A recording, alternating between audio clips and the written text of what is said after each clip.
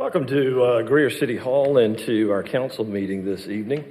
This is a regularly scheduled and called Greer City Council meeting. We have convened this evening, August the 8th at 6:30 for the meeting, and having called it to order, I'd like to ask Councilman Mark Hopper, if he would, to lead us in the Pledge of Allegiance, followed by an invocation for council.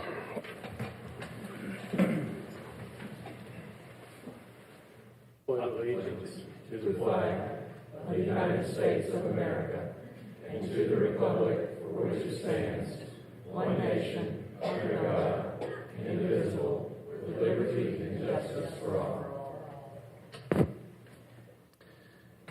Heavenly Father, we thank you for your goodness to us. Thank you for the opportunity to be here and to live in a community like Greer, to serve our neighbors. Lord, give each one of us members of council this evening hearts of humility and wisdom as we seek to serve our neighbors and make wise decisions for our community and its future.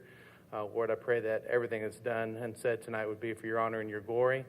We thank you in Jesus' name. Amen. Amen.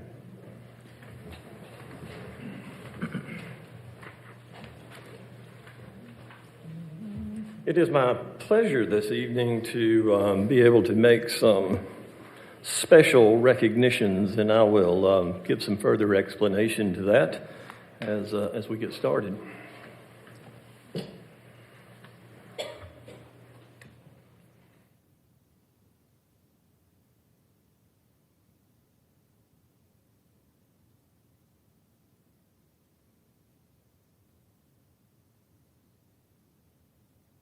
As I seek a seventh term leading the city, it has come to my attention, all good things, not necessarily come to my attention just in the last month or two, but it's come to my attention about the many changes that have occurred in the city of Greer over the last 24 years.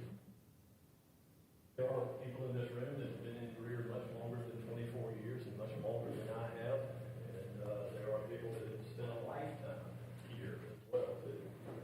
And so even in the midst of talking about change, which has been inevitable here over the last 25 years, and quite honestly will continue to grow, I think one of the things that we need to do is reflect on how we got here. There is a quote by an early historian earlier in the last century that said, "A generation that does not know their past will have no future." So I think it's incumbent upon us as citizens and as leaders and as elected officials that we have a sense of where we have been to know where we are going. Hindsight is 20/20, and I find myself reflecting more and more on successes and losses over the past 24 years as I look to potential of another 4 years and leave this community poised for another 5 years, 10 years, 15 years, or 20 years. We find ourselves making decisions now not only on things that are going to be happening in the next year or the next 2 years to finish our terms or the next 4 years to finish our terms. We are making generational decisions. And sometimes those decisions on the front end don't exactly lead to a conclusion that may come at the last part of it. And I think the parks and recreation decisions that have come into question some have made me focus more on those types of decisions, because step one of a plan leads to step two of a plan, that leads to step three of a plan, and we may be going to step 12 of a plan before it's completely done. So sometimes we need that. I'm going to do a better job of this. This is the first time that I have done something like this, where I have been intentional about recognizing a group of folks. I think it is incumbent upon us, as the more we change, the more we reflect on those things that got us to where we are. Our population is changing. Our budget is changing. The number of employees we've got is changing. Our city limits. Like the businesses that are located here are changing. Lots of things are changing. But I realize that one of the things that has been constant about our community is, so how can that be? If you was 10,000 or 12,000 or 15,000 or 17,000 when you started, and it's 3 times that now, how can it be real? It is. Don't want to forget that it brought us to where we are.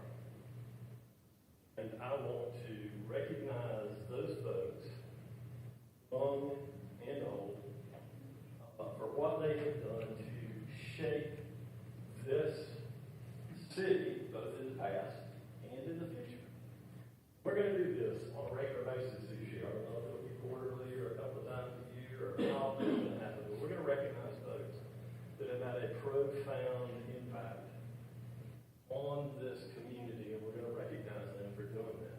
And this is not just a one-time kind of thing. We need to remember that got us to where we are. So that's what tonight is about. I've not decided exactly what to call it, but I did see a gentleman in Lowe's the other day that had on a t-shirt, and I don't even know what organization it represented or what, but it said, "The power of one." Power of one. So tonight is dedicated to the power of one.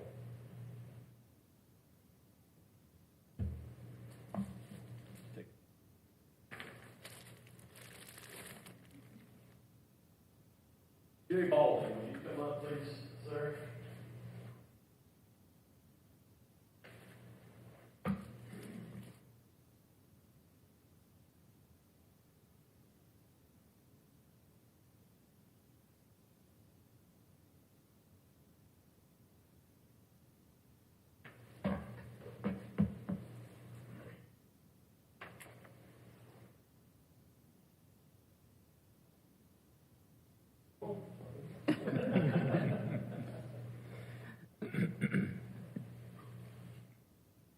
Jerry, this is a key to the city that says, "Let this key serve as a token of sincere appreciation for Mayor Rick Banner and Greer City Council Jerry Ball for 20 years of devoted service and skillful service as the general manager of the Greer Commission of Public Works, which paralleled a period of unprecedented growth in the city of Greer and unwavering pride and love for his community, friends, and family." Jerry, your foresight in terms of what the Commission of Public Works was able to accomplish and to, in some cases, get in the ground over 30 and 40 years ago have literally shaped the size of this community. And without the efforts of you and the commissioners and others that had the foresight to see us through in terms of taking our services and our infrastructure to essentially the furthermost limits of where we could go over a period of 20 years has shaped this city not only in the past 20 years or so, but will shape it for generations to come. And that insight and dedication is to be acknowledged. Jerry is at least famous for his work ethic at the Commission. Nobody got there any earlier than Jerry, and nobody left any later than Jerry. And he was truly committed to the task that was at hand at the time. And it wasn't an easy one. Believe me, it was not an easy one. We were doing some growing that had some growing pains, and we had to deal with some folks that on time, that at times were difficult to deal with, and we had some folks that were friends of the city.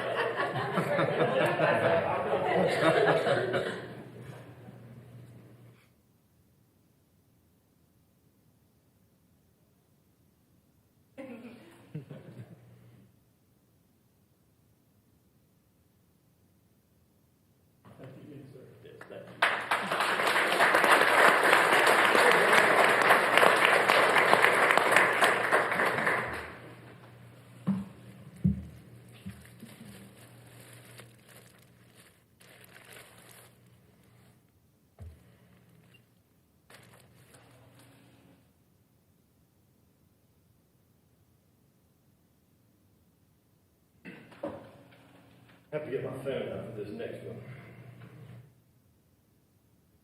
It may be without a doubt the most impressive resume I've ever seen in my entire life in terms of volunteerism and community service. And we're going to recognize Allison Roush, who works for the CPW and is here tonight after manning a tent out there at the farmer's market, talking about clean water, to run over here and change clothes real quick and accept her award and then run back out there from what I understand. So we appreciate that. Allison is involved in the Make-A-Wish Foundation for South Carolina. She's a board member of the Greer City Hall board member of Greer Community Ministry. She is on the board of the Greer Housing Authority. She works with the Blood Connection as a coordinator, a community volunteer, Green County Beautiful, marketing volunteer for the Friends of Robinson, Board of Trustees for Partnerships with Mara. Go back, she is Municipal Association of South Carolina Achievement Award in Communications Associated Volunteer of the Year Award in 2019, Citizen of the Year, Greer Citizen Nominee. It goes on and on and on and on. Elton Jones Fellowship Award, Person of the Year, Leadership Class, 2016, Media Guru. I can't begin to tell you everything she's involved in. It is people like that that make a difference in this community. Allison is one of those folks. She is God's lady. And so Allison, if you will come up, please, ma'am.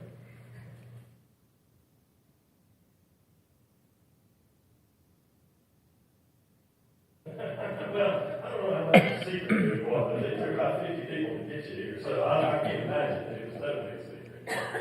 It says, let this key serve as a token of sincere appreciation from Mayor County and the City Council for advancing the work of the Greer Commission of Public Works, devoting public service, pride, and love of your community, volunteering your time to benefit worthy organizations in the city of Greer and beyond. Please give Allison Rush a big round.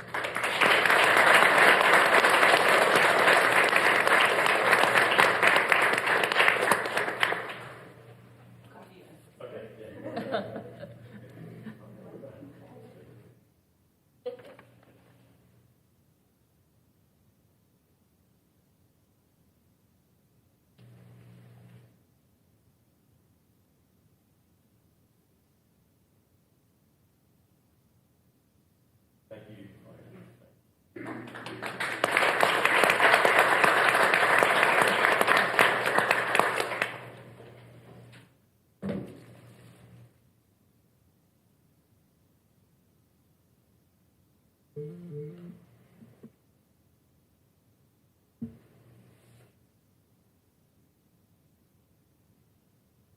This next one is a real treat.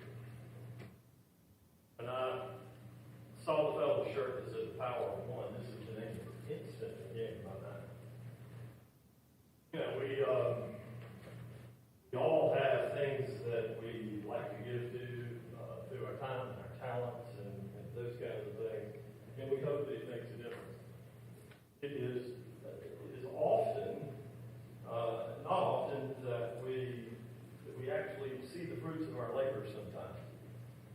And we labor on knowing that we do it because it's the right thing to do and we want to be helpful.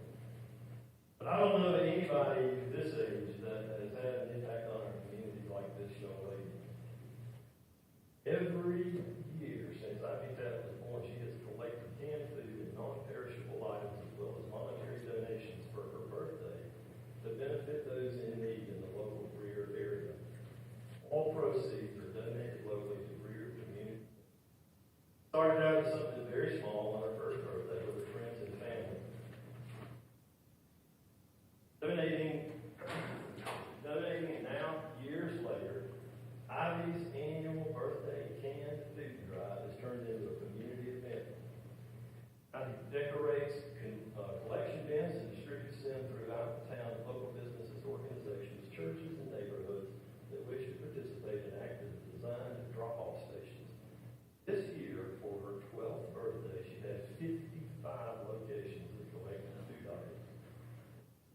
of these drop-off stations on our Facebook and Instagram pages. Ivy also designs t-shirts for the event, which she sells for $10. As Ivy says, each year the event will continue to grow, not only to help others, but also to promote kindness and giving hearts to all those around her. This year, for Ivy's 12th annual birthday canned food drive 2023, she delivered a trailer full of food as well as a monetary donation totaling over $20,000. Wow. It's her largest donation to date. Through the years, the people of the Greer area have helped her donate thousands of food items and over $75,000 to the cause. Someone asked Ivy this year if she could share any words with the community. Thank you, Greer. Ivy's eyes, the food drive is not about celebrating a birthday, but more importantly, bringing our community together to help others in need. Like she needed something else to do, Ivy also serves as the Greer Middle School Student Body Vice President this year. Loves her school. She's involved in her church in volleyball, basketball, piano, and plays the clarinet in the middle high school band. She loves to crochet and spend time with her family and friends. She is also, and it doesn't say on here, spearheading a drive to make sure that every student at the middle school gets a sweatshirt this year to have as their own. Ivy Tapp, please come up here. I contributed to that.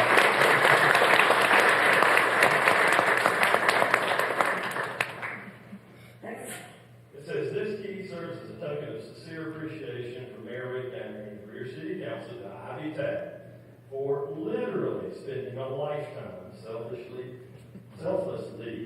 in helping to feed the hungry in the Greer community by collecting canned goods as part of her annual birthday food drive for Greer Community Ministry. Thank you for everything you do for the city of Greer.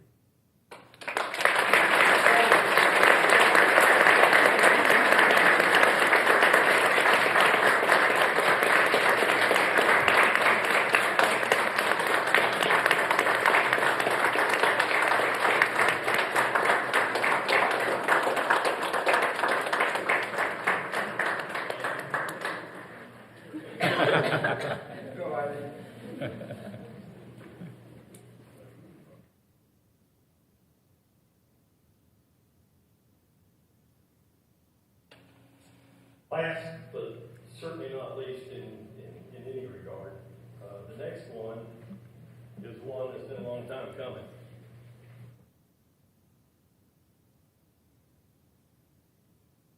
Hindsight, indeed, is 2020.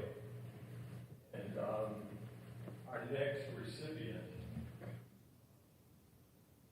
past former mayor, Don Wall. It's a few years since he's been there, but he was our past mayor.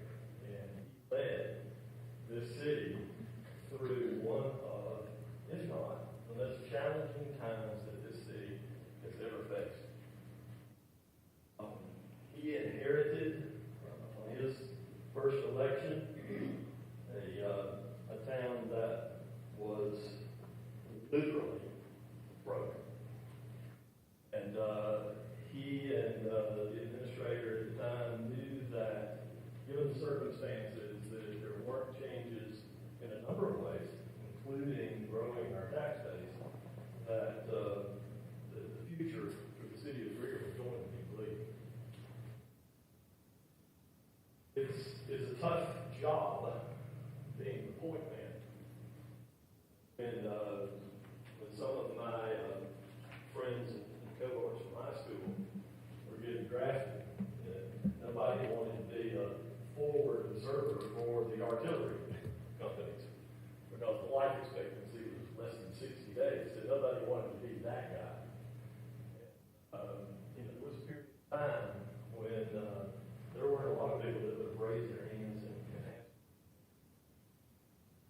Don Wall was willing to stand up and take that task on and challenge on.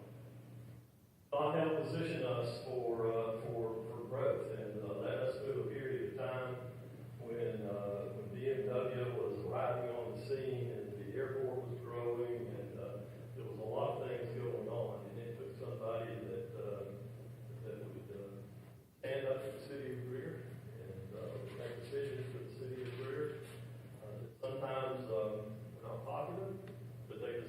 us for where we are today. And say that with a sense of history and accuracy. And I also say that with a sense of respect that comes with that kind of decision. It's easy to be on the outside looking in, and sometimes what it takes in terms of effort, and family, in terms of time, and in terms of commitment, and backbone in some cases. And it can be a thankless job. If it weren't for his efforts, we would look like a much different community than we are today. And so I would like to recognize Don Wall for his efforts in leadership during his tenure as mayor.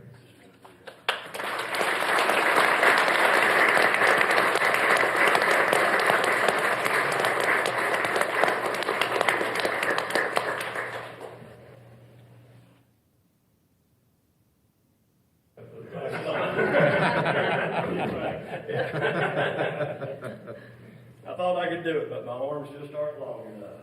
Don, this says, let this keep serve as a token of sincere appreciation for Mayor McNair and the Greer City Council and Don Wall for his years of dedicated service as the mayor of the city of Greer.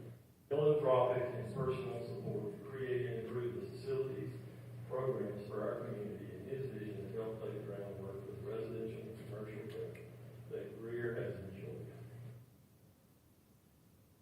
Your gratitude. Thank you.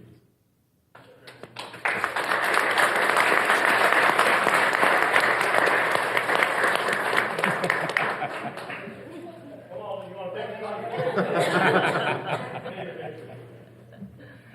I didn't mention as well either that as you walk out this door, you would be in the wall gallery, which doesn't just mean that we got wall. It means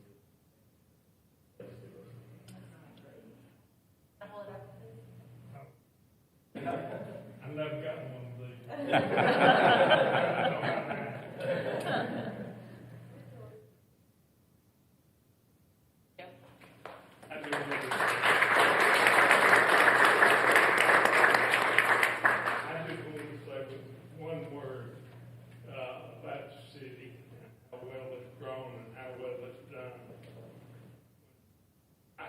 I came home, we were broke. Say about ourselves, we've been broke, we've been rich. Rich is much better.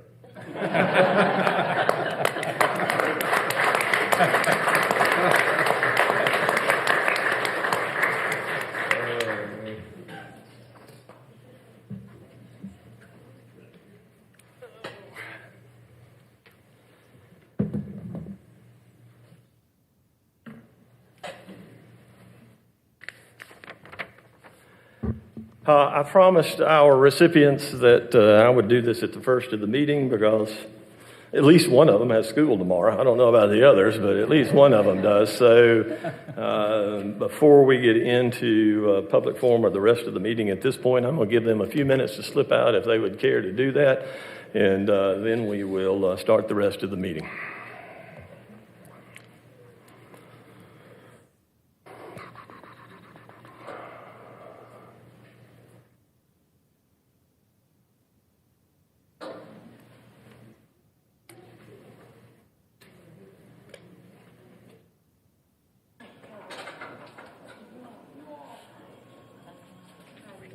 Jerry Bowling. I haven't seen him in 10 years, at least. He's okay, and some days he's not. Really? Kind of got that impression. He doesn't get out much. I think that's what you said. Where does he live now?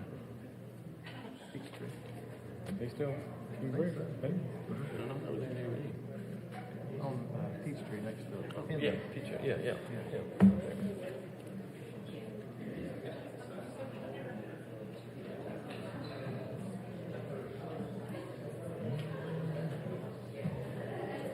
It's amazing. I see that every year she does have career citizen. Yes, It's amazing, isn't it? she, Things are good, she really and is. so much. It'll be interesting to see how her life pans out. Yeah. Maybe looking at Mayor Ivy one day, Yeah, never know. or Senator Ivy. All right, folks, I believe they're in the lobby at this point, so we will proceed with public forum. Now, let me do some explanation about public forum, just for those that may not have had a chance to attend a meeting where we've had a time of public forum. You may have seen some information about our public forum. It is a period of time that we set aside at the beginning of each city council meeting, and it gives our citizens of the municipality an opportunity of standing. This is an opportunity where they can address council on a matter that pertains to items that are on the meeting's agenda. We do not answer questions or engage in dialogue. This is a chance for you to share with the council your thoughts or concerns in support or not in support of an item that will appear on the agenda. For the purpose of that discussion, we limit the debate to a total of 30 minutes, and for individuals for 3 minutes. It is not the most technical of means, but as you speak, when you have 1 minute left, I will let you know by raising a yellow piece of paper. That is a warning that you've got 1 minute to conclude your remarks, and at the 3 minute mark, you will see the red folder. So with that, I would only ask that you be cognizant of the others that would wish to speak, also of your comments that you may want to focus on different things, if at all possible, to give us a broader scope of understanding. With that, I will call your name as best as I can pronounce it per the writing, and if I mispronounce it, hopefully you'll know to come to the podium. At the podium, before you start your remarks, I would ask that you give your name and address for a matter of record for the city. So with that, we're going to start off with Mike Caston.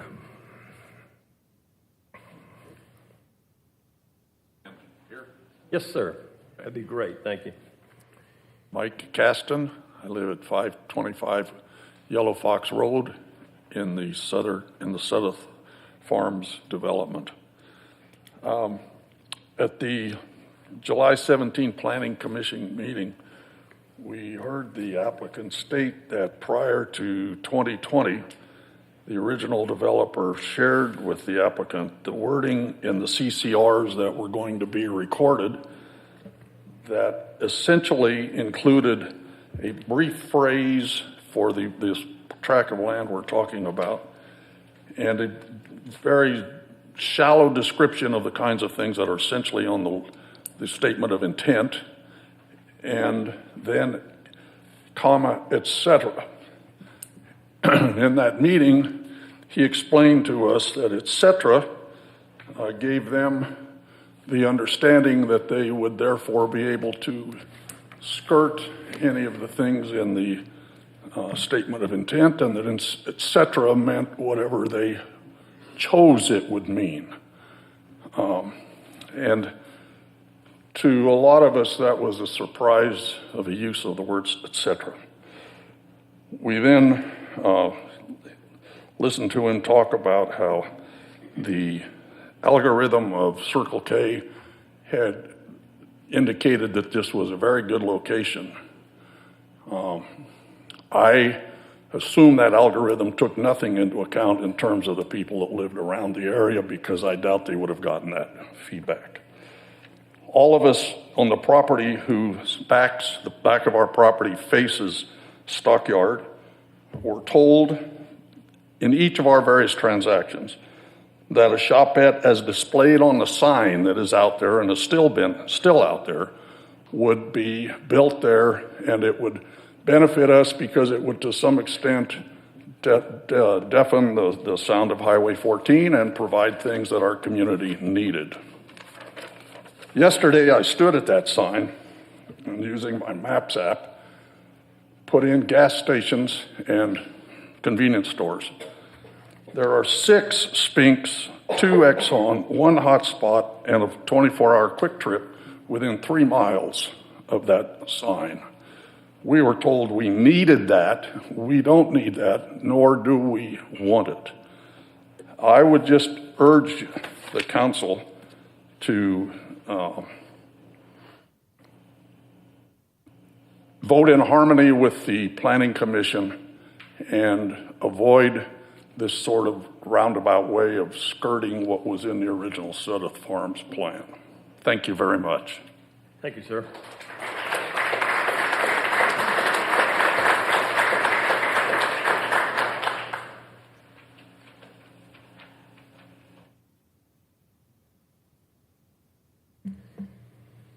Looks like George Culpepper is next.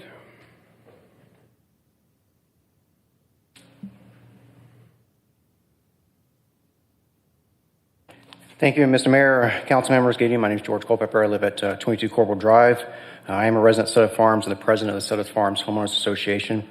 I'm here representing the board and the HOA. I hope all of you are able to watch the planning board meeting a few weeks ago to listen to the HOA's concerns.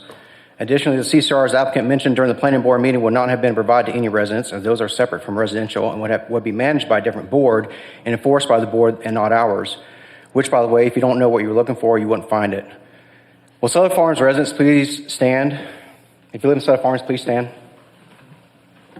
These are my neighbors. I know a majority of them. Thank you. Our subdivision comprises of a mixture of 350 single-family homes and townhomes. When most of us visited the model homes, we provided a copy of the proposed complex that would go up in this vacant lot. I provided each of you through the planning department a copy of what was given to us. The proposed Circle K was not one of them. As you can see, it is much different than what we were told. Let me be clear, we are not opposed to development. We're just opposed to the Circle K. This proposed gas station would heavily impact our townhome residents the most, especially those who live along Stockyard, with their backyard would be facing the proposed Circle K. Additionally, it would decrease our value in our homes. A study by the National Bureau of Economic Research says homes within a quarter mile of a gas station sell for 2.3 less than homes located further away, which equates to $1,000 in lost revenue. In fact, the planning board during their discussion even admitted that no subdivision within Greer had a gas station next to it. We're surprised to learn at the planning board meeting the developer would propose running traffic off Highway 14 onto Southern Farms Drive to turn into Stockyard. This would severely impact our pool, clubhouse, and townhomes near and around Stockyard. Furthermore, our residents would endure 12 hours plus of light from Circle K during the evening, shining in their back windows. We're concerned for safety. It has been shown in various studies that the impact of the convenience store has a transient people and the potential for more crime. With so many single moms and a subdivision full of children, this is a concern to us all. Additionally, the World Health Organization and the U.S. EPA, Environmental Protection Agency, studies have shown that a safe distance from a home for a gas station should be at least 500 feet. This location is barely 250 from the townhomes. This is due to the amount of benzene released from the spills. And in fact, the Foundation Learning Center daycare on the corner of Southern Farms and Stockyard is about 900 feet. And Woodland Elementary is roughly 2,640 feet. Ironically, the same study was discussed at a city council meeting in Aurora, Illinois, regarding a planned Circle K near a subdivision just like ours. They eventually denied the development. No one ever engaged the HOA, the board, or more importantly, the residents of Southern Farms.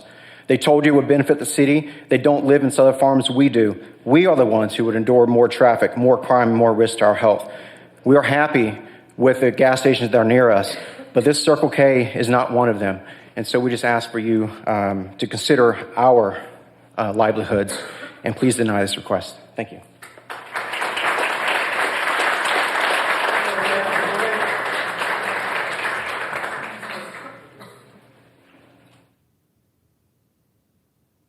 Vanessa Kill.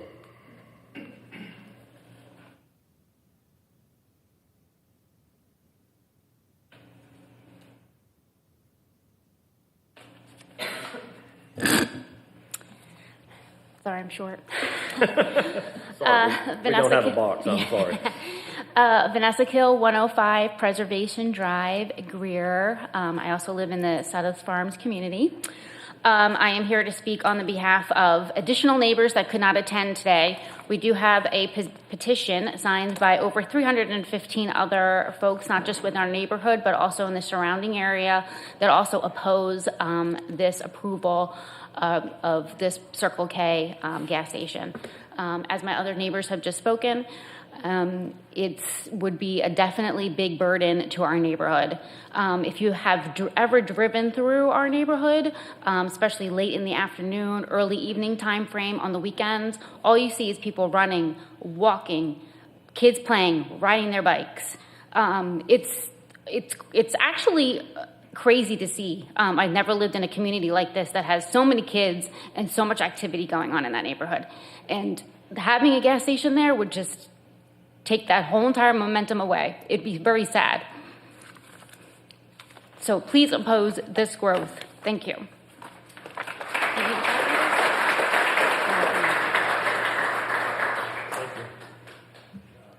Tammy Hooper.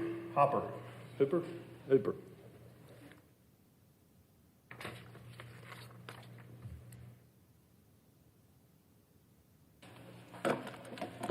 Good evening, Council, Mayor.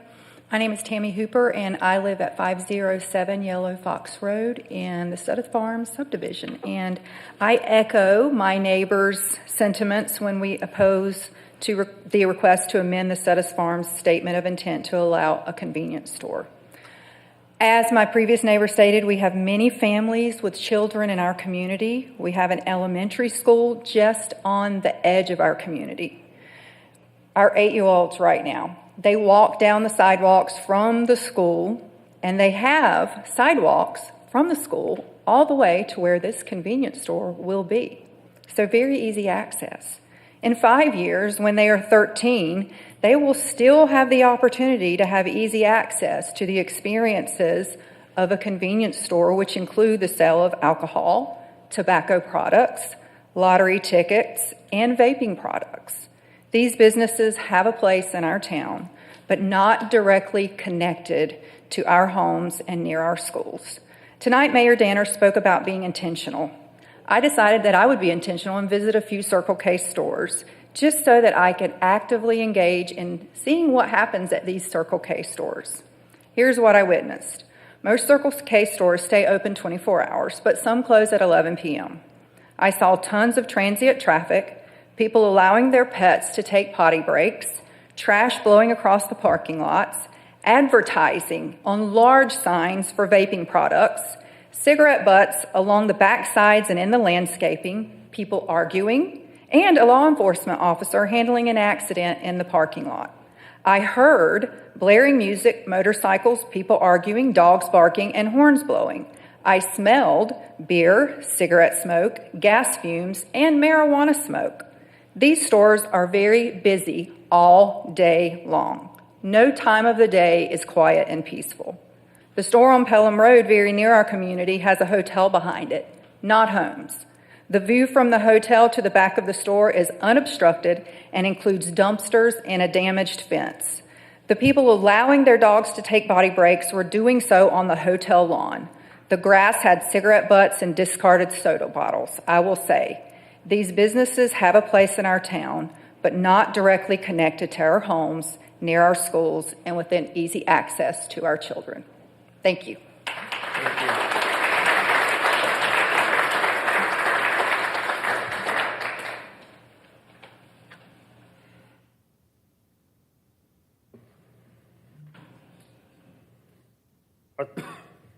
Tashiana Radakova?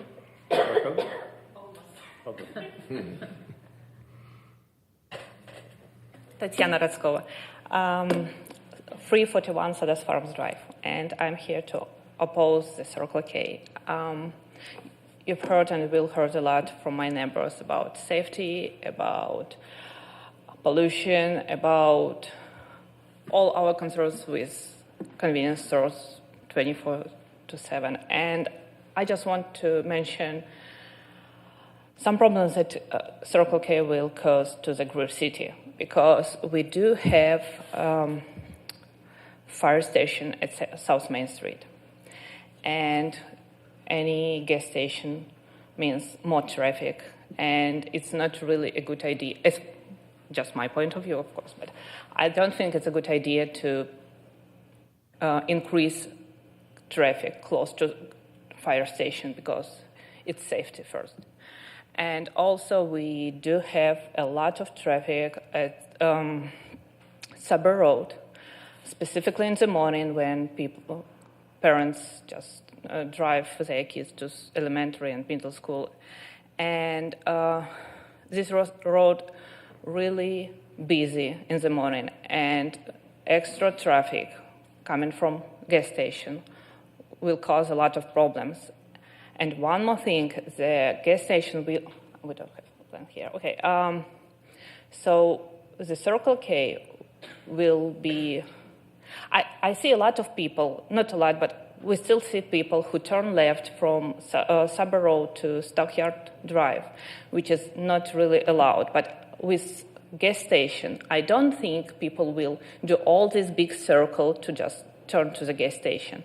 And we have a lot of kids walking there, adults walking there, and I really worry about big safety problems with this traffic.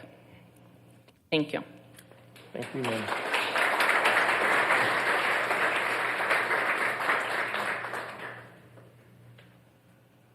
Our last speaker this evening is Rhonda Farrell.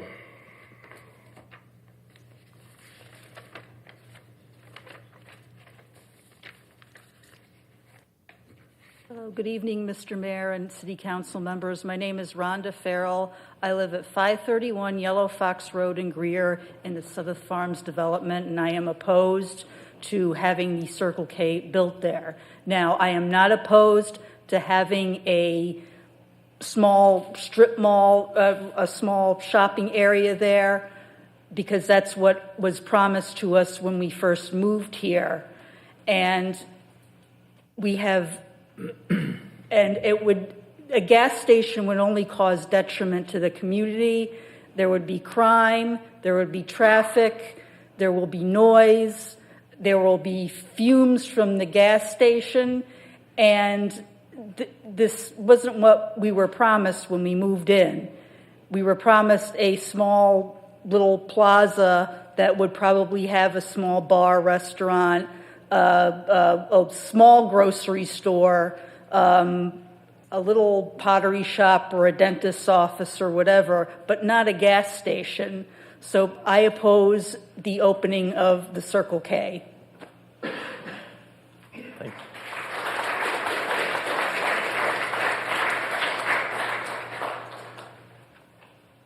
Thank you, ma'am.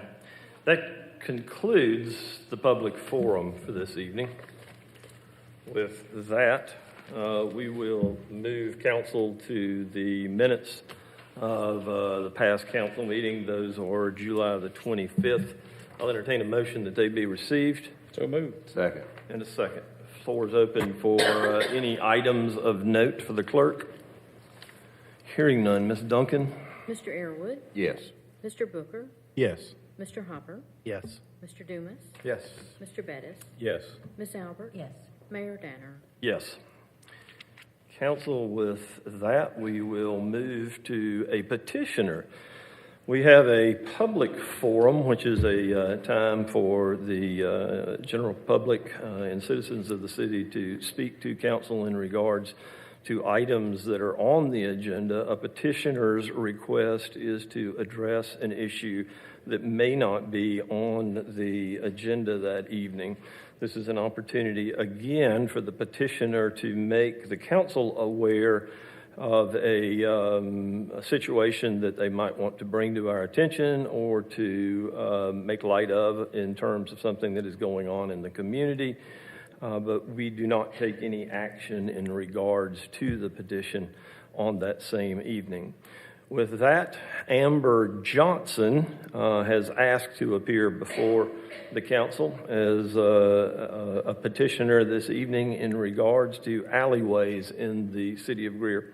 Is Ms. Johnson with us this evening? By show of hand, is Ms. Johnson with us this evening? And a third and final time to speak, Ms. Johnson, Amber Johnson. Council, we will move on then with the administrator's report. Mr. Merriman. Mr. Mayor and Council, I have nothing of substance to report tonight other than to remind you that the filing deadline for open seats on council and the Commission for Public Works closes next week, I think on the 17th? Tuesday. Closes Tuesday the 15th. Mr. Mayor, other than that, that concludes my report. Thank you, sir. Council, let's move to items of old business, the first one of which, and the only one of which, we have to consider this evening is the second and final reading of ordinance number 22-23. This is an ordinance to change the zoning classification of a certain property owned by 211 Arlington LLC, located at 211 Arlington Road, from C2, which is Commercial District, to DRD, Design Review.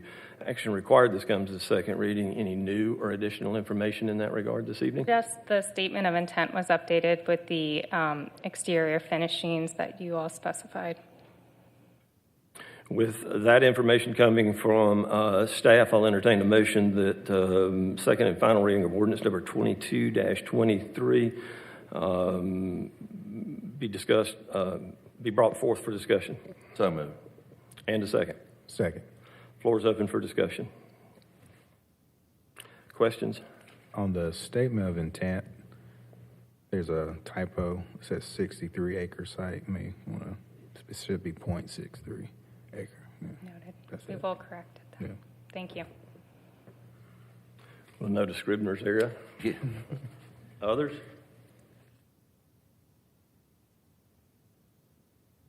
Hearing none, Ms. Duncan. Mr. Arrowood, Yes. Mr. Booker, Yes. Mr. Hopper, Yes. Mr. Dumas, Yes. Mr. Bettis, Yes. Ms. Albert, Yes. Mayor Danner. Yes. Council, let's move to items of new business this evening, the first of which is the first reading of ordinance number 20-2023. This is an ordinance to provide for the annexation of a certain property owned by Ilgen American Corporation located at 1705 Poplar Drive Extension by 100% petition and to establish a zoning classification of S1 for said property. Ordinance number 20-23 is an annexation and zoning ordinance for one parcel located at 1705 Poplar Drive. The parcel is 9.8 acres. The requested zoning is S1 Service District. Ms. Stahl, any new or any additional information in regards to that?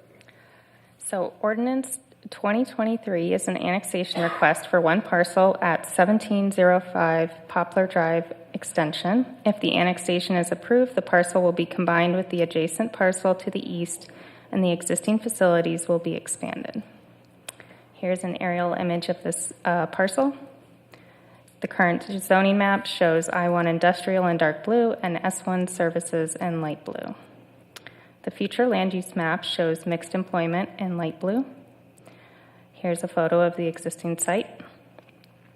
Again, the request is to annex and zone to S1 Services District. The surrounding land uses are industrial.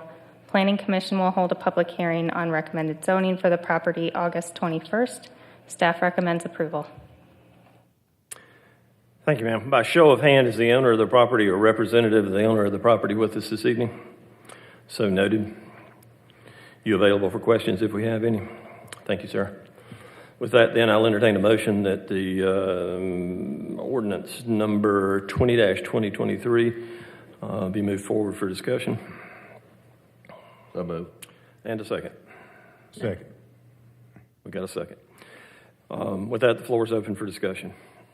Is this property part of, and Mr. Deaton, I see out in the audience, may be able to answer this, part of,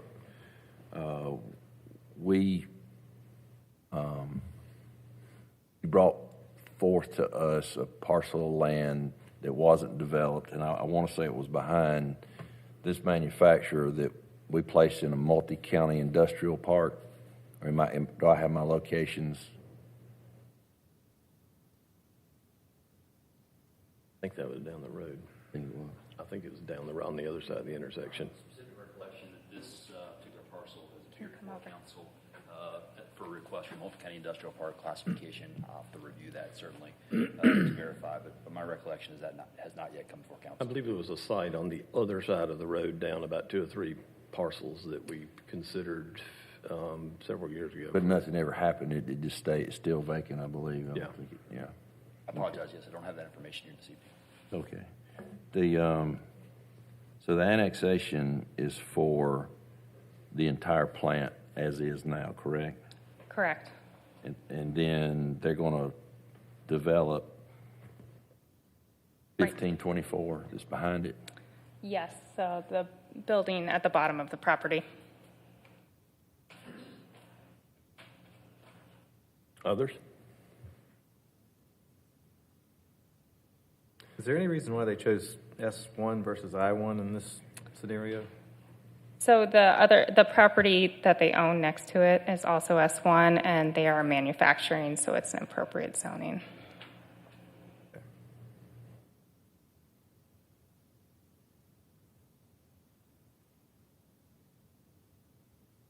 Questions?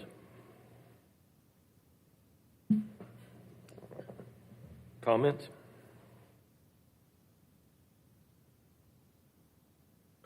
Discussion. Hearing none. Ms. Duncan? Mr. Airwood? Yes. Mr. Booker? Yes. Mr. Hopper? Yes. Mr. Dumas? Yes. Mr. Bettis? Yes. Ms. Albert? Yes. Mayor Danner? Yes. Council, our second and final piece of new business this evening is the first reading of ordinance number 23-2023. This is an ordinance approving a major change to a design review district, a DRD, of certain real property in the city of Greer related to the Sudeth Farms development. Action will be required. Ms. Cotty joins us for this portion of the meeting.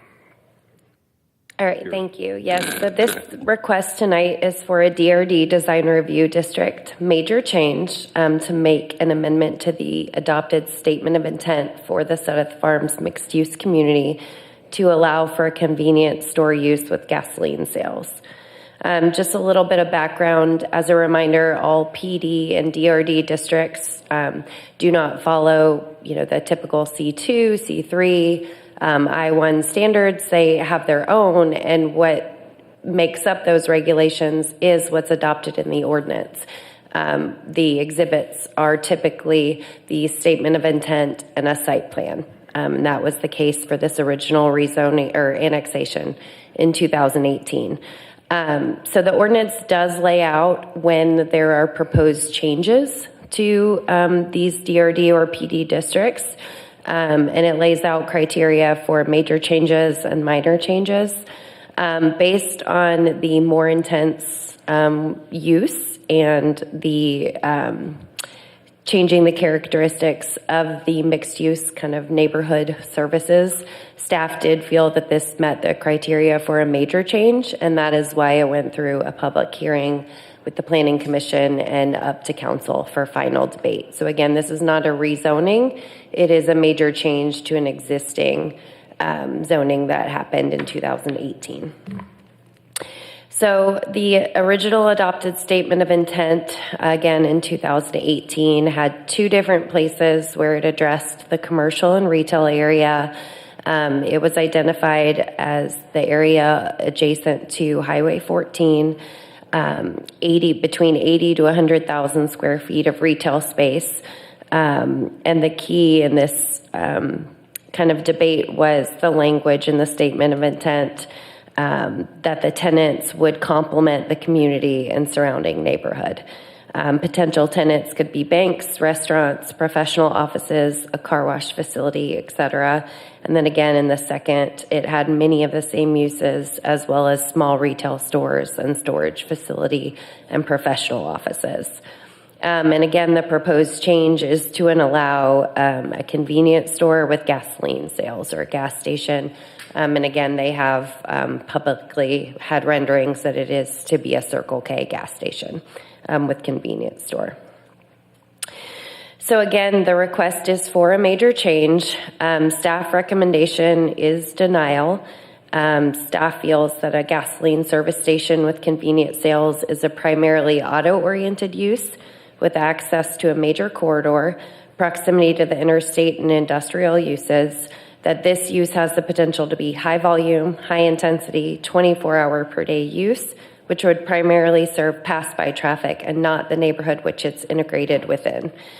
Staff does not believe that this use meets the adopted statement of intent language to complement the community and does not support the change to the statement of intent. We do recommend, if City Council were to support this request, that we would adopt exhibits that incorporate a heavy landscaping buffer between the townhome section and Stockyard Drives. They did have a public hearing on we're not in October yet, August 17th. There were 21 members of the public that spoke in opposition, many of the concerns that you heard tonight, as well as many others that are on the screen. So here is a street view of the vacant commercial space. Again, there is an existing car wash and daycare center in the Sudeth Farms community now, and this would be on the corner of Suber and Highway 14. Here's a proposed kind of general site plan, again showing the layout. And then this is a more detailed rendering with some of the proposed landscaping as well. Staff is happy to answer any questions that you may have. By show of hand, is the owner of the property or representative of the owner of the property with us this evening? So noted. Are you available for questions? Okay, thank you.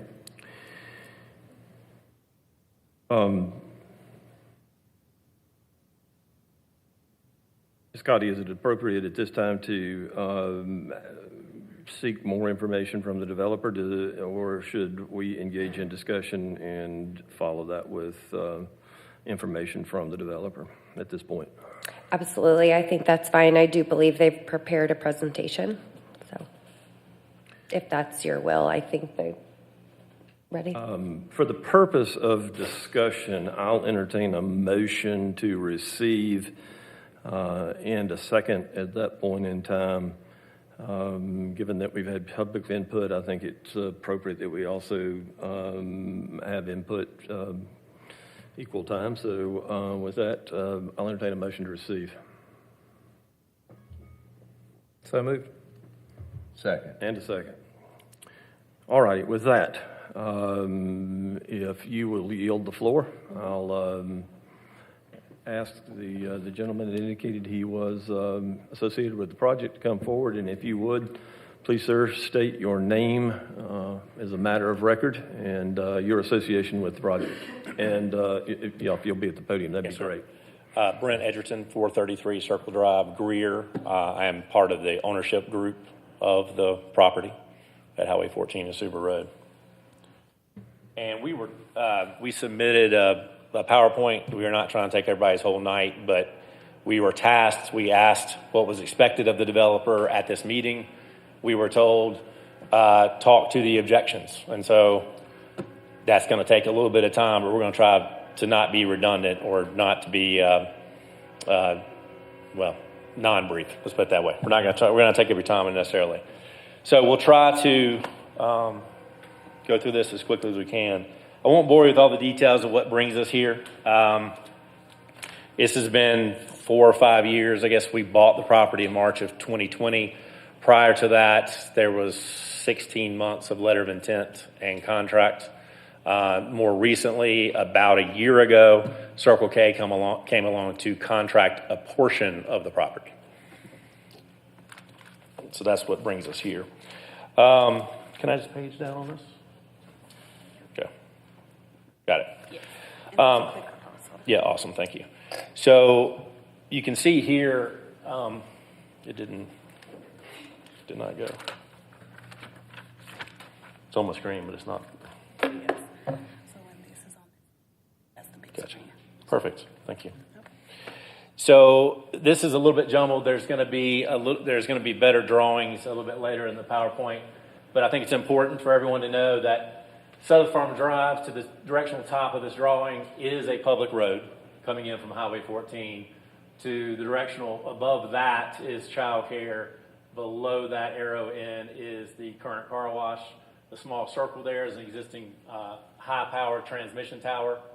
And then you see all the way to the corner is where the proposed site plan for the Circle K is. In between is where the retail center that's been brought up so infamously over and over again, as we've reiterated, that will be developed. So Circle K is contracting only the portion of the corner. If you look at, council has handout number 1. That's a little bit better representation. It looks like this. Should be labeled handout number 1. That's a little bit better representation of the layout. So parcel 4, I think it is. My glasses aren't working very well tonight either. At 1.63 acres. If you look closely, there is between parcel 3 and parcel 4, there is a new curb cut that does not yet exist but is approved by DOT. So you have ingress, egress to the commercial parcels between the child care with parcel 1 and the car wash, which is labeled here as parcel 2. Commercial 3 is where the retail center that many people have brought up and that is advertised on the sign in the middle of the property will go. And then this corner parcel is where, in fact, we're talking about the Circle K.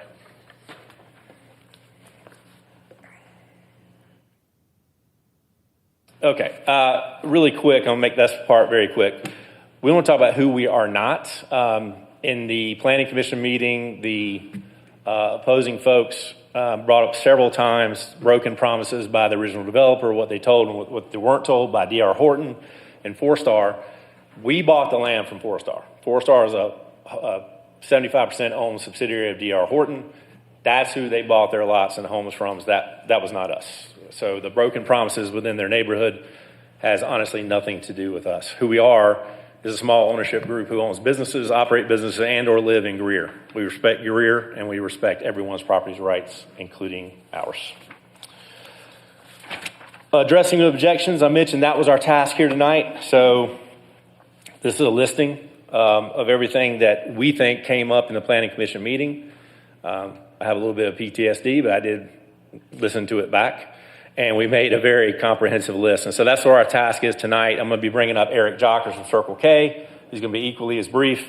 And also John Kelly Ashley, one of their engineers from Kimley Horn.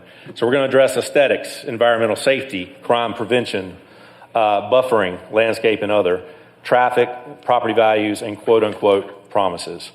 And in all this, you're going to hear a recurring theme of what is reasonable. I found the simplest definition I could. And I underlined for myself the word logical. So we're not making it more complicated than that. We're going to be talking about reasonability all night. With that, I want to bring up Eric Jockers to talk a little bit about Circle K.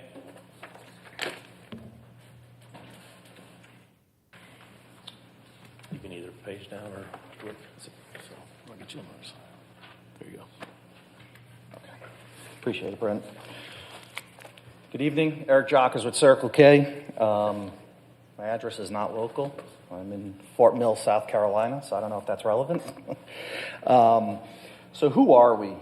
Circle K is a part of the community. We're the leading destination for convenience and mobility globally.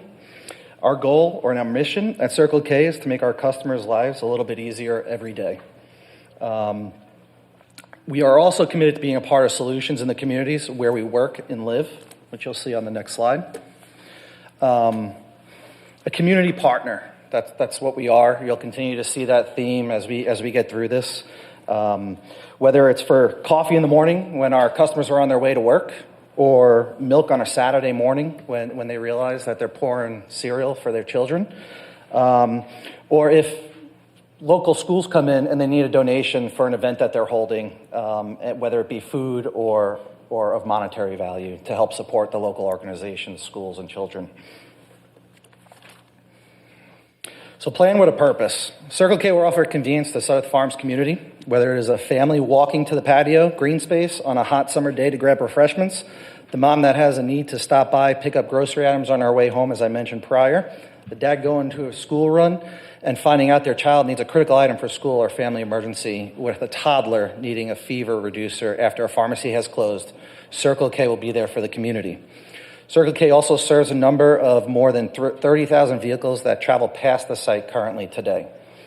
Whether it's convenience, excuse me, whether it's convenience of a few necessary grocery items, a quick snack, and a cup of coffee, a donation for a local school, a non-for-profit, fuel on the way to an important meeting, or medical necessity for over-the-counter medication, Circle K will be there to serve the community. So plan with pride. I think one of the things you'll see it here, and you'll see it later in the presentation, is that our building and our materials are aesthetically complementary to the neighborhood that we serve. What you'll see, again, further in the presentation when we get over to our John Kelly with Kimley Horn, is that our building elevations are brick and stucco. So it's not going to propose or be an eyesight or an eyesore to the local community. Plan with intention. Circle K reduced the square footage, as you'll see on here. Originally, our first building was a 5,200 square foot C-store with 8 MPDs in what we called a stacked formation. We went back and looked at it, and what we did was we reduced our building size, and I think I'm covering some of John's stuff, so I apologize, but I can speak to it. We reduced our building size to a 3,963 square foot building, and we reduced our fueling dispensers to 5 from the 8. From there, I think I'm passing it off to John, right, as far as plans?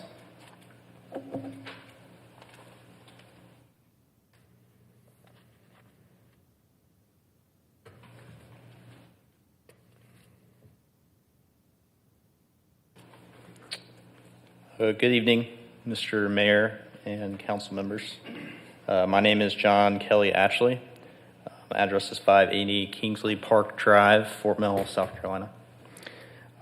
As Eric Jockers with Circle K mentioned, we are Circle K engaged Kimley Horn to provide engineering and consulting services specifically for their design on their parcel. And as Eric mentioned, with the reduction in building square footage, they engaged us to, specifically look at landscaping, as well as providing the most amount of green space on site as possible, as well as making sure from a permitting standpoint that the site would conform to city standards and requirements. From a lighting standpoint, all lighting will face Highway 14. Required per the zoning ordinance, all exterior property lighting is down lighting, and light cannot extend past the property lines for exterior property lighting per the zoning ordinance.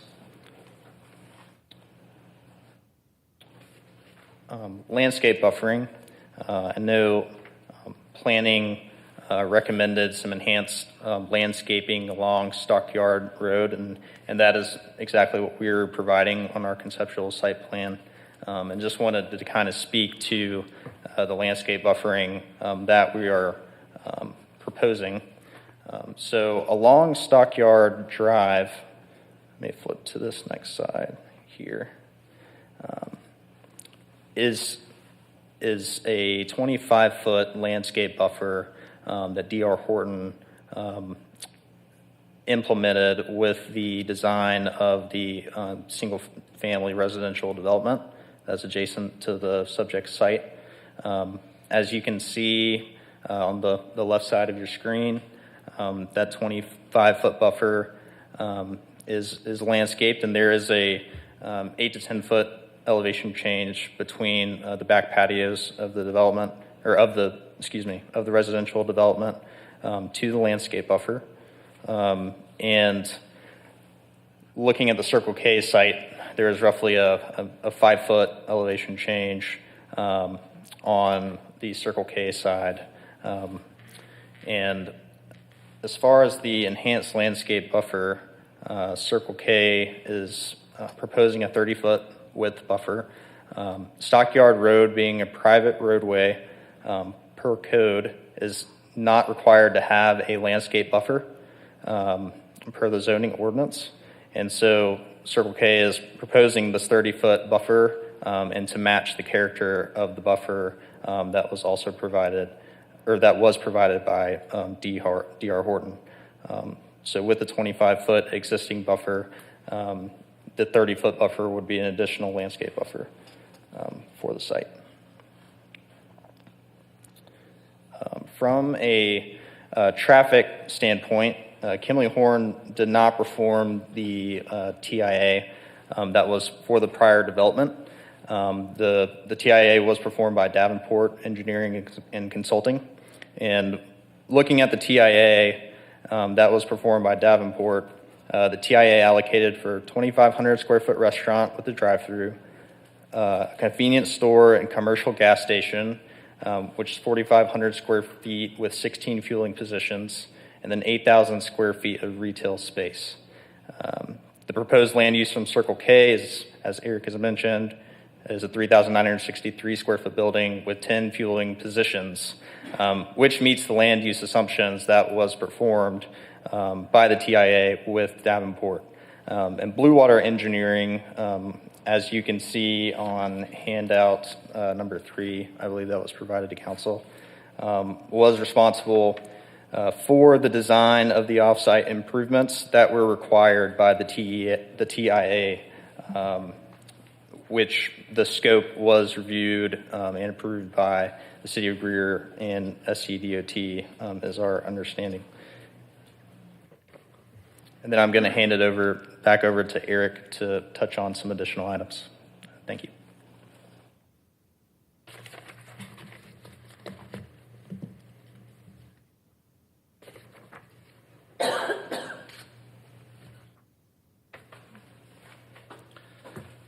All right. So from an environmental safety standpoint, Circle K provides double-walled systems, tanks, piping to the tanks, to the dispensers. And the purpose of the double-walled system is that if any one of those walls fail, the second wall stops that leak or that potential catastrophic failure. We have state-of-the-art 24-hour monitoring systems. Within those monitoring systems, there's alarms that that alert our associates within the stores. Each associate that works, whether it's first, second, or third shift, is trained on how to address those concerns and the monitoring system. We have shutoff switches that are located in both the back of the store in the offices and also at the front registers. In addition to inside the stores, they're also located on the exterior so that if it's a fueling issue and there's a spill, a customer can quickly push the button and stop all dispensers from running. Spill containers are located at the drop-off points. Here's an example of our double-walled storage system. I'll leave that up for a second.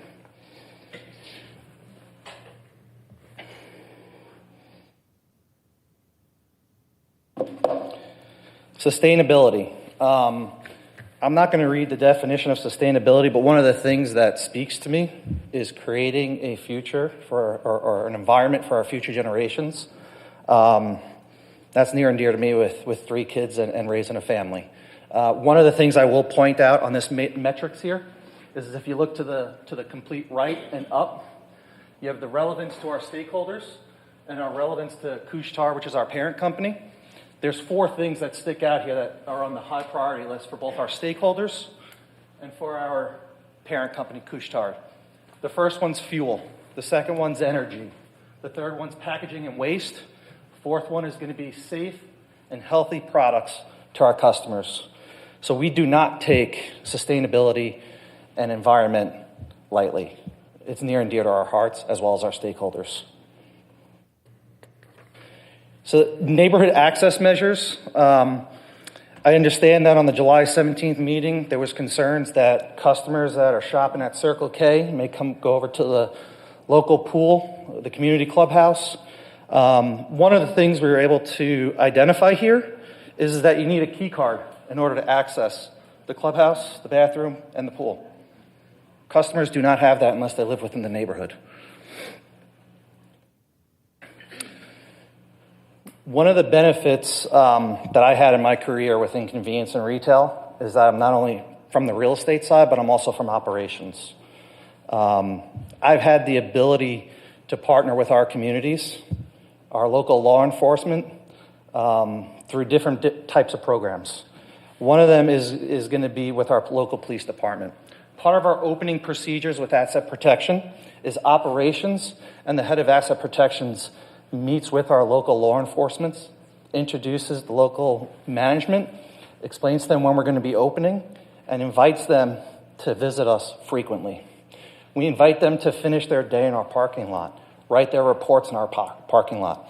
I heard earlier this evening that there was a police officer handling some sort of ticket or accident write-up in our parking lot. We invite that because it deters any crime or any unwanted behavior that you may see. Another thing is loitering. We don't want loitering in our stores. As soon as our associates see loitering, they call the local police department. One of the big things that help us with this is Coffee with a Cop. And if you've never attended one, I strongly urge you to attend one. And that's where we set up a night during the week, a Saturday morning or a Sunday morning, where you get to meet your local police chief, lieutenant, whoever it may be, have a cup of coffee, explain to him what's going on in the community, and introduce your children to him. And it's a great event just to get to know not only your neighbors, but the people that are serving and protecting the communities in which we live in and work in. Here's a National Night Out. Again, I urge you to go to nationalnightout.org. It's a great website. It's where your local police departments, as well as your retail community, partners with local HOAs, specifically in August, where we're giving back to the community. One of the things that's asked of convenience stores is what can we do for our local community? The first thing we do is provide, for this particular program, fill the backpack events through National Night Out. Additional safety measures. As I mentioned previously, operations and the asset protection team partner with local law enforcement. Our associates, in addition to calling the police department when there's loitering, they're trained to keep low amounts of cash in the registers at all times of the day. Thank you. Yes, sir. Promise not to be too redundant. There's two slides here about the distance from the pool. As you can see, it's 880 feet. You can see the line of sight drawn up there. I don't think we need to belabor the point. The pool is a extremely long distance, and if you're standing where the gas pumps would be, that's how far you've got to go to see. You can't see the pool itself. We've tried. So just wanted to try to put some of those concerns to bed.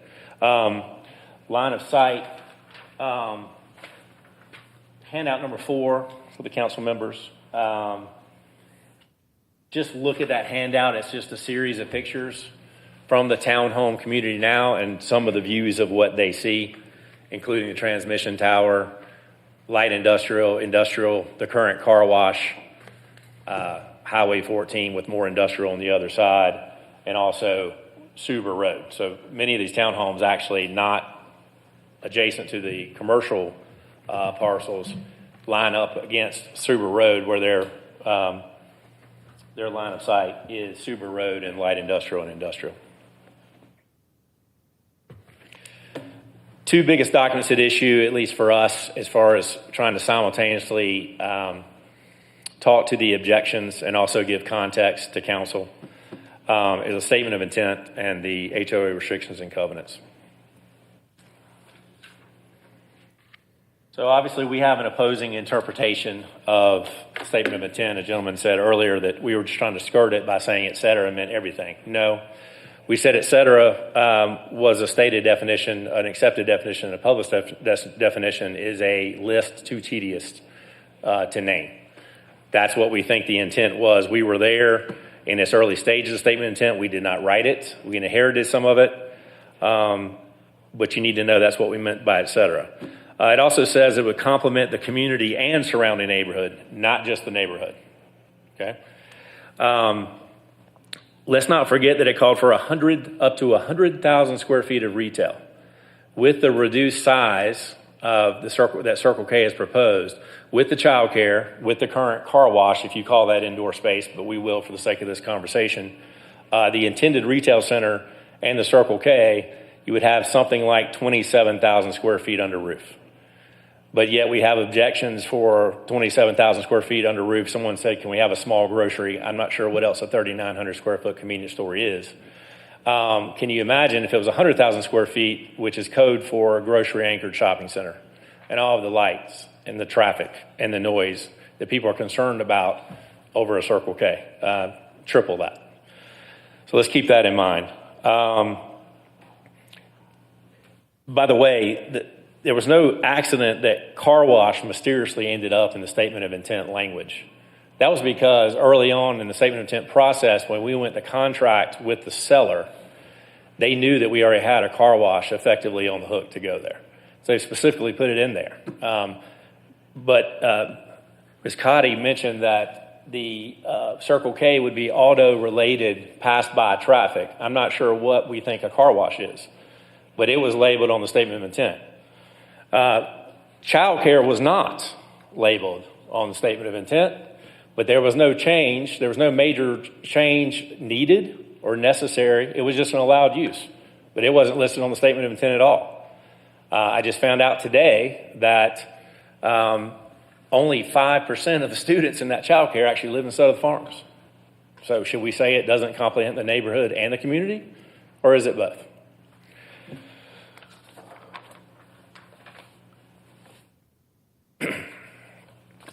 Buyer's reliance on conversations had. I don't want to take this too far, and we're not a period of naming names, but previous staff had anecdotally talked about the fact that they expected a convenience store to be there, and they fully expected that the statement of intent covered that. It was supposed to be retail. Basically, most things retail was the idea. That was the component behind it. That was the vibe behind it. We went so far with our due diligence to make sure that the HOA restrictions and covenants, which we'll talk about in a minute, included all of the possible uses. We didn't know for sure, other than at that point, child care and car wash were going to go there. But we had an idea what might go there. Anybody that's ever developed anything in real estate can look at that corner and say, that's a convenience store at a lighted corner with 34,000 vehicles a day on a 6-lane highway with 4 points of ingress, egress, one of which, and this is an important point, Stockyard Road has come up a lot tonight. That is a private road. We own it. We allow residents, we're not trying to keep residents from using it and walking the dog if they see so fit, but it's a private road. Let's keep that in mind. The city refused to take that as a public road. So that's our issue, that's our maintenance concern, that's our safety concern, but it's our road. Okay. So we bought the property based on these reliances, these assurances, and these conversations, and that's evidenced by the fact that we took all the steps to make sure that HOA, CCRs contain the potential uses.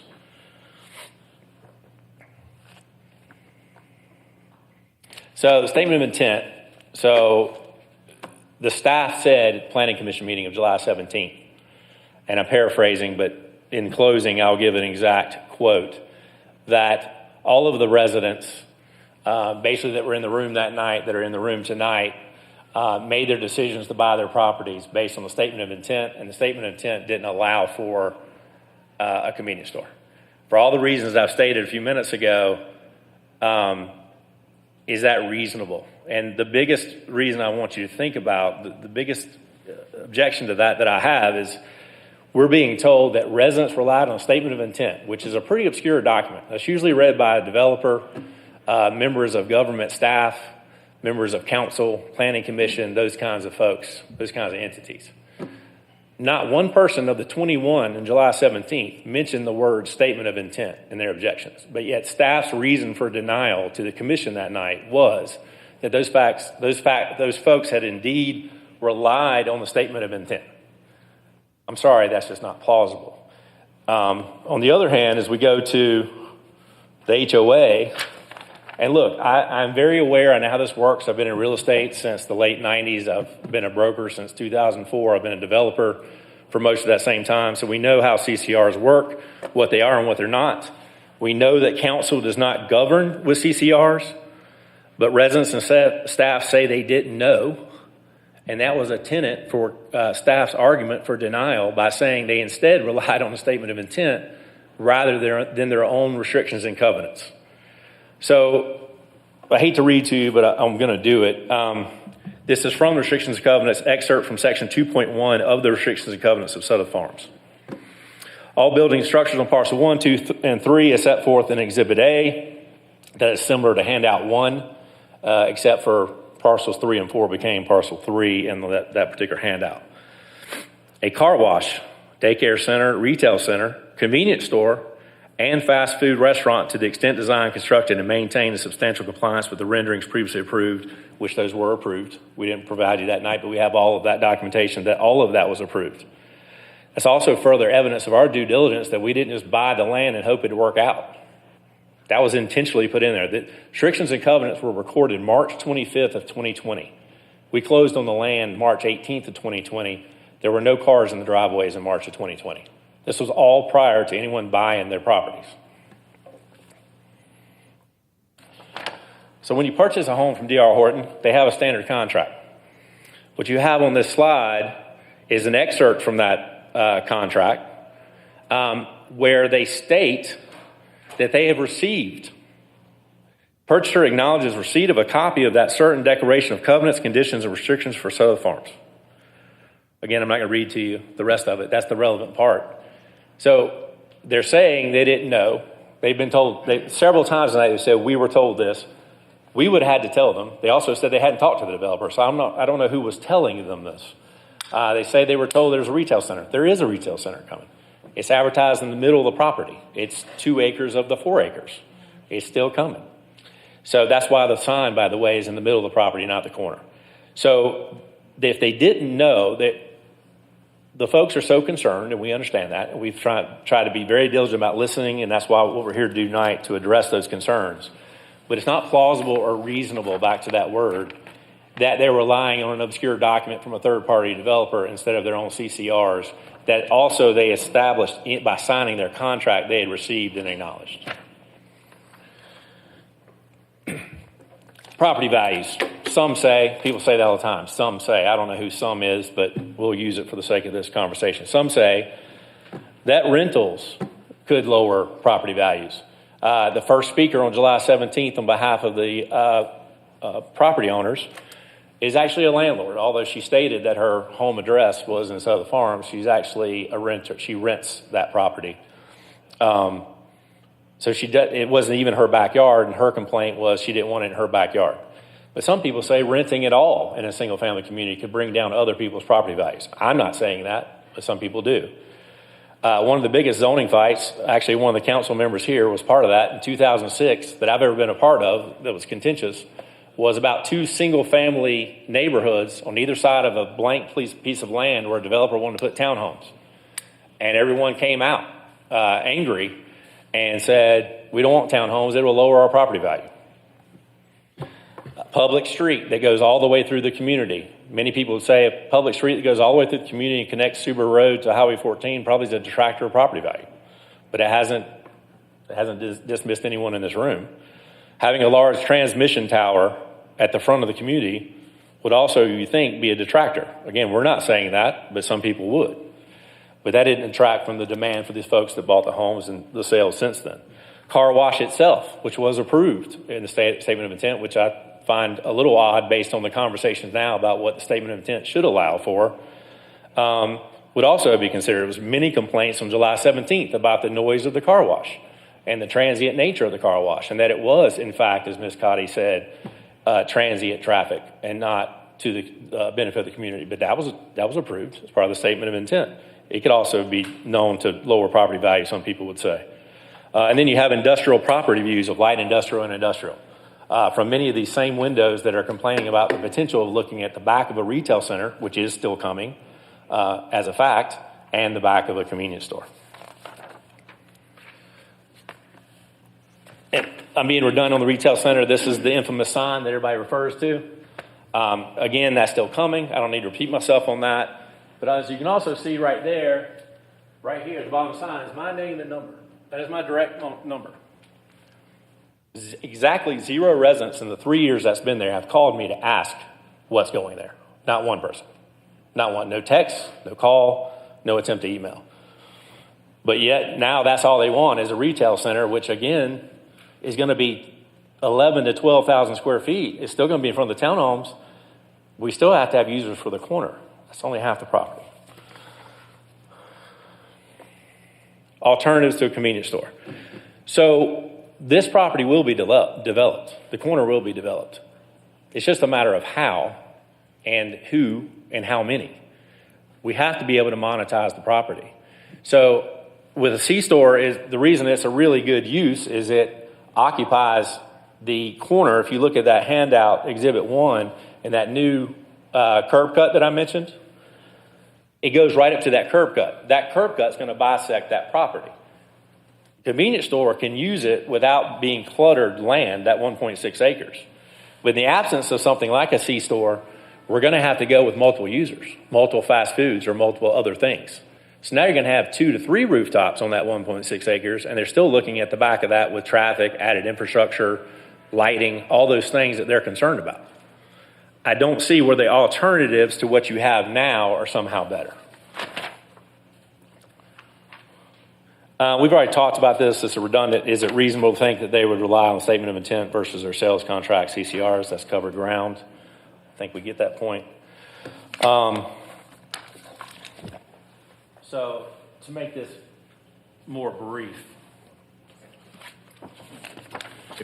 we're winding up right now. We can begin to wind it up. We're winding up right now. So some of this is going to be a little bit redundant, but we're going to go through it quick, and I prepared it that way I don't ramble for you. So in conclusion, we feel that we have more than adequately addressed every objection to this proposal. We believe, respectfully, that staff's interpretation of the statement of intent was arbitrary, inconsistent with past actions, and an overreach. In addition, we think that the decision to force us into a requested change to zoning is in direct conflict with assurances given to us prior to owning the land. I'm aware that we are not tonight in a court of law, but if this was a court, there would be sworn testimony from qualified witnesses that the possibility of a convenience store as part of this development was not only discussed and expected internally at staff level, but also approved conversationally with us prior to our purchase. The car wash use was put into the statement of intent not by accident. It was specifically named because the original developer and seller of the land knew that this was a specific use that had already been secured. But to say that the car wash use fits the other potential uses listed before the word etc. would be an odd argument. However, a convenience store would be closer. Many would also argue that the list of uses that complement the community and neighborhood car washes would be pretty far down the list. We have used the word reasonable throughout this presentation. We believe that part of reasonableness is consistency as to how reason is applied. Childcare was actually not included in the statement of intent, but yet it was allowed as a use without any change or addition to the SOI, even though it is dissimilar to other listed uses. Furthermore, as stated, uses are supposed to complement the community and the neighborhood. And as I said before, in fact, today, only 4 children that live in Southern Farms are occupying, or less than 5%. How does this show consistency of interpretation or action? Because of this, and because we know the full context of what happened years ago, the only reasonable conclusion is the word et cetera needed to be interpreted as used when a list is too tedious to mention, which is one of the primary published definitions. We have proven to you through the existence of childcare, car wash, convenience store, and retail center uses being among those named as pre-approved by the South Farm HOA CCR's document that we did our due diligence as to future potential uses prior to purchasing the land. Simultaneously, we have demonstrated that residents who have objected to the convenience store and stated they didn't know were actually appropriately disclosed that a convenience store user was a distinct possibility. It was in the CCRs for the neighborhood and recorded with Greenville County in March of 2020 before there were cars in driveways. Furthermore, the sales contract, as further stated, made them acknowledge they received such document. In front of Planning Commission, Ms. Cotty of city staff suggests as a main reason for denial that residents had, in fact, rather than utilizing all the conventional methods of disclosure, relied upon an SOI that typically is only read by developer, municipal staff, and city officials. The exact words by Ms. Cotty was, the residential portion is 100% built out, and all residents bought and rented their homes did so based on the current statement of intent. So are we to believe that residents who bought homes adjacent to already developed, graded, cleared lots with paved and curb roads ignored the CCRs of their own neighborhood in favor of, at best, a purposely vague SOI, and then just didn't ask any questions? That's not reasonable. We have illustrated that Circle K has gone above and beyond to be community friendly, including lowering its revenue generating space by 24%, using building materials that are of higher quality than standard, and adding a landscape buffer that is not required by code at all and is actually bigger and more robust than currently exists on the residential side. The corner will be developed, but if a convenience store is denied, as I said a moment ago, we're going to have to go to multiple users and multiple infrastructure.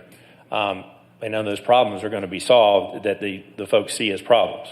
And let's not forget that the statement of intent still to this day contemplates up to 100,000 square feet. Let your head wrap around that for a minute. We sincerely respect the residents' ability to have been heard, and they are absolutely entitled to their opinions. However, the facts remain that the residents made decisions to live in a neighborhood with a public street running through it, another public street on its border, in the shadow and view of a high-power transmission line, adjacent to already developed commercial lots before they bought, proximate to industrial and light industrial users, and adjacent to a 6-lane highway. And they did so while ignoring furnished and publicly recorded documents.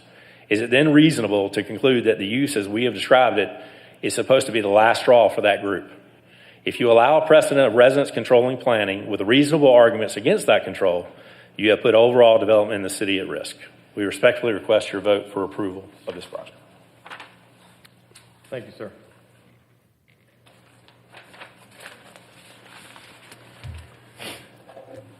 Council, before I open the floor up for discussion, let me summarize to some degree. This is indeed a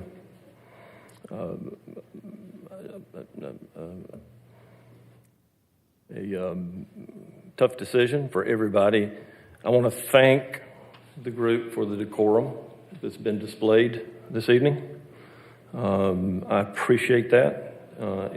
It's not always exhibited when tensions and emotions run high. So thank you for the word that you brought to us, for your concerns and for the concerns of the community.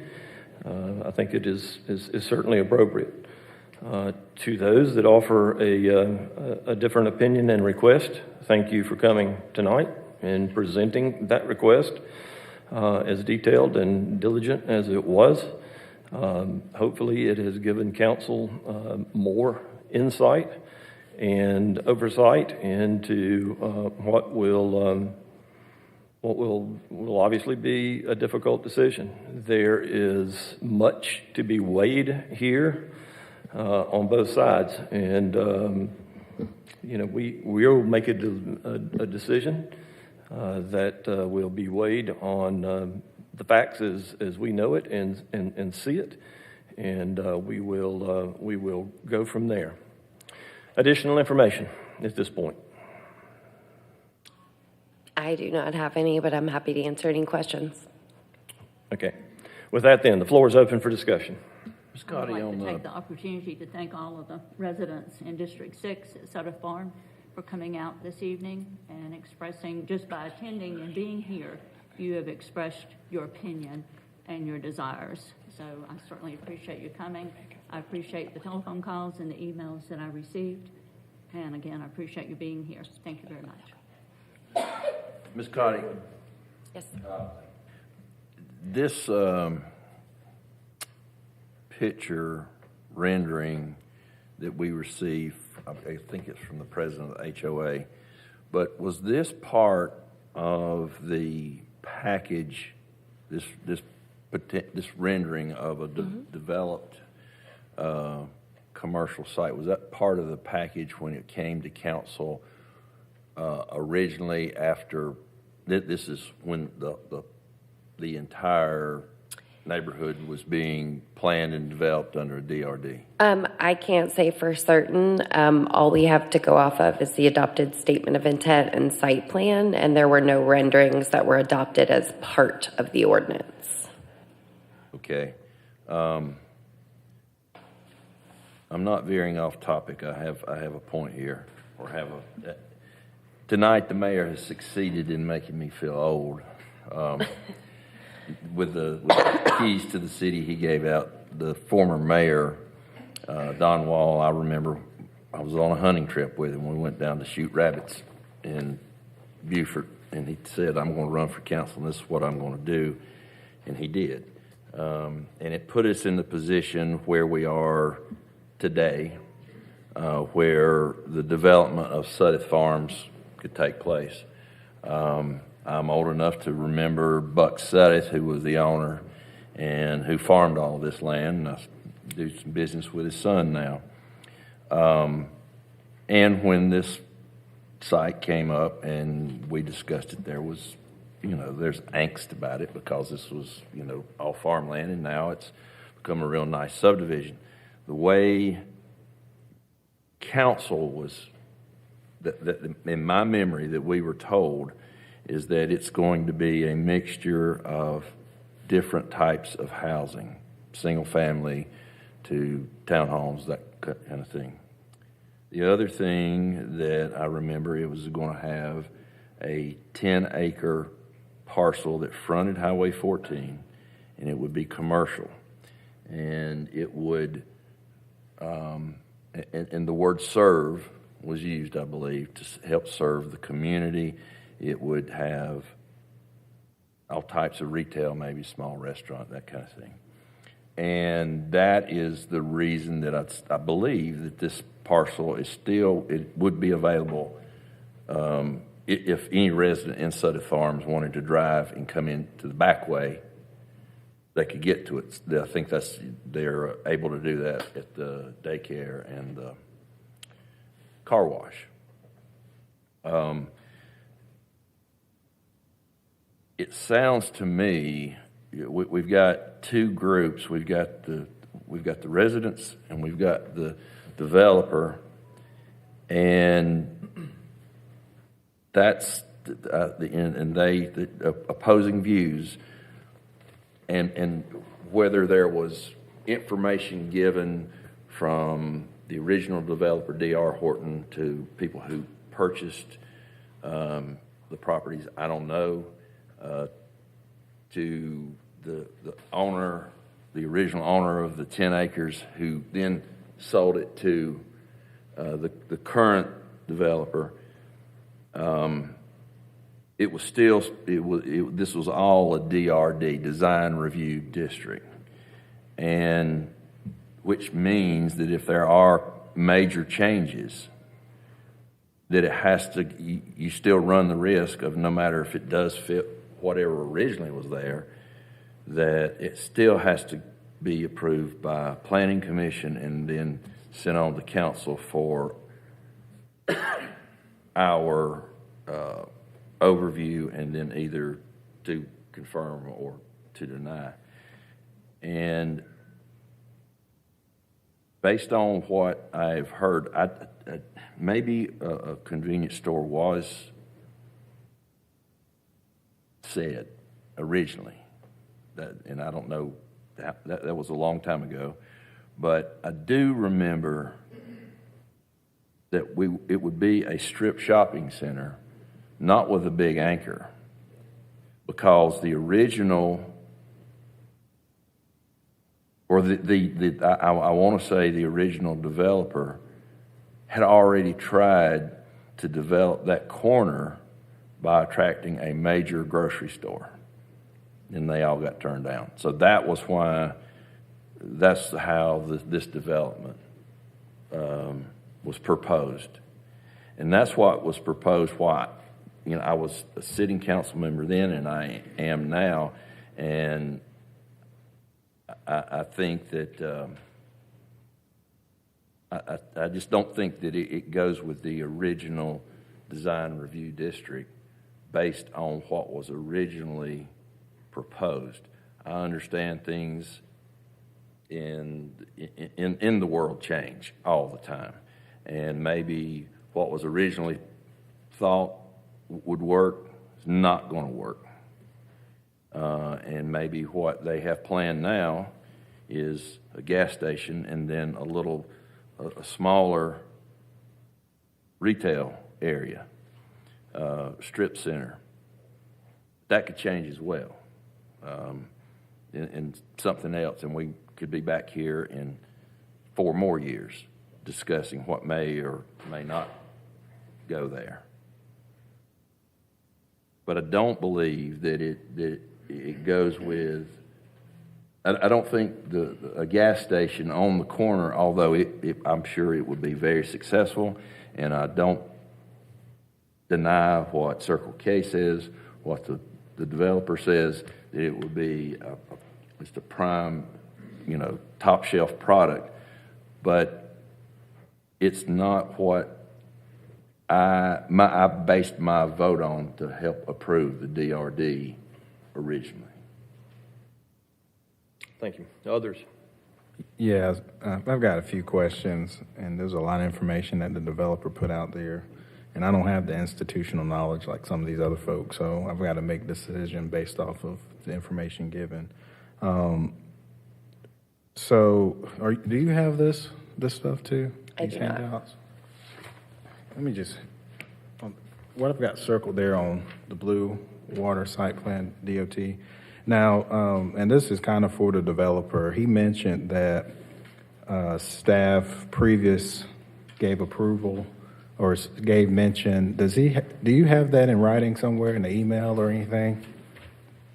Or was this verbal? What specifically, sir?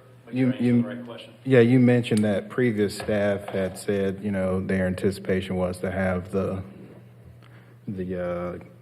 gas station. Yeah, well, it wasn't specific to a gas station. Gas station was one of the uses that they were set to approve. It was, again, Ms. Cotty and I agree, it's supposed to be mixed use. I think we just disagree on our technical definition of mixed use. And it was supposed to be all things retail with some obvious exceptions that I don't have to name in this room, I don't think. But again, we were told by the chairman of the planning commission that he in fact heard a proposal on a grocery store and he wasn't sure why that never happened. And then we have the car wash that was never part of the original plan. That was thrown in there because they knew we had a car wash client. So it was anecdotal. It was, yeah, you're fine. It says et cetera, that whole word that's come to bear. I never thought I'd say the word et cetera so many times in my entire life. But that came to bear because that interpretation of staff at the time was completely different, that, hey, you're covered. And then we further covered ourselves, we felt, by disclosing to anyone that was going to buy a house, keep in mind no one had bought a house, into the restrictions and covenants and covered all those uses, fast food, convenience store, retail center, all of those things.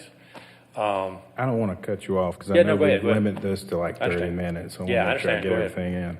But specifically, you don't necessarily have any documentation from staff that says this would be acceptable. I just have testimony if it comes to that. Okay, and then you said that you've got approval by SCDOT for your right-in, right-out. I know on here from the Blue Water Engineering Plan, it says traffic study to be updated for the Starkyard Drive encroachment, the Suber Road, and this would be considered as phase 2, this project encroachment permits.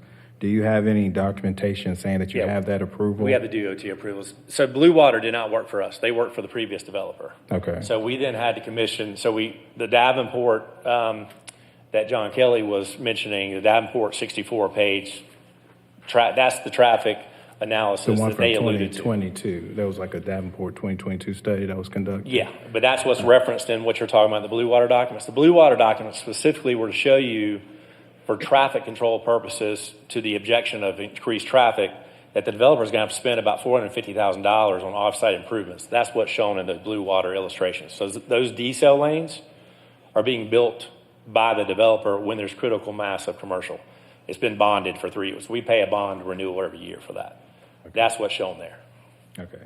Now, back to... I'd just like to point out this study has not been submitted to the city or DOT for formal approval. As far as we're concerned, we're going off the study that was done in 2018, which was 80,000 square feet of retail code 820.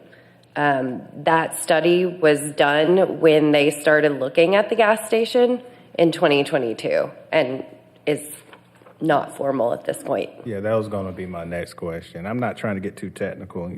I'm a civil engineer by trade, so I just want to get enough to make an educated decision. Your question was whether DOT had approved the right in, right out. The answer is yes. Yes, the answer is yes to that. They were expecting retail, and they have an encroachment permit that shows an access right in, right out. That is correct. Okay. But they were also, when I asked them, if we were to approve a gas station, would it need to be revisited? Yeah. And the answer was yes, because this study did not include that intensive use. Yeah, they have to update. Okay. Now, concerning the lots, I see they're kind of laid out. Are those approved lot splits yet, or that's just still conceptual? No, it is just one big parcel at this point. It's the remainder of what was larger Sorry. parcel. So that exhibit 1 was 1, 2, 3, 4. 3 and 4 are now 3 because we wouldn't subdivide it until the uses were finalized.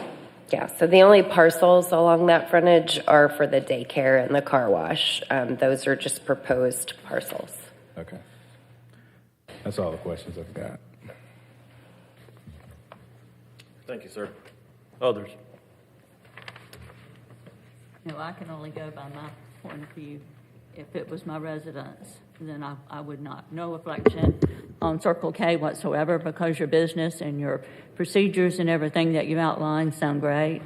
But as being, if I was a resident right there with that service station going in front of me, I would be objective to that myself.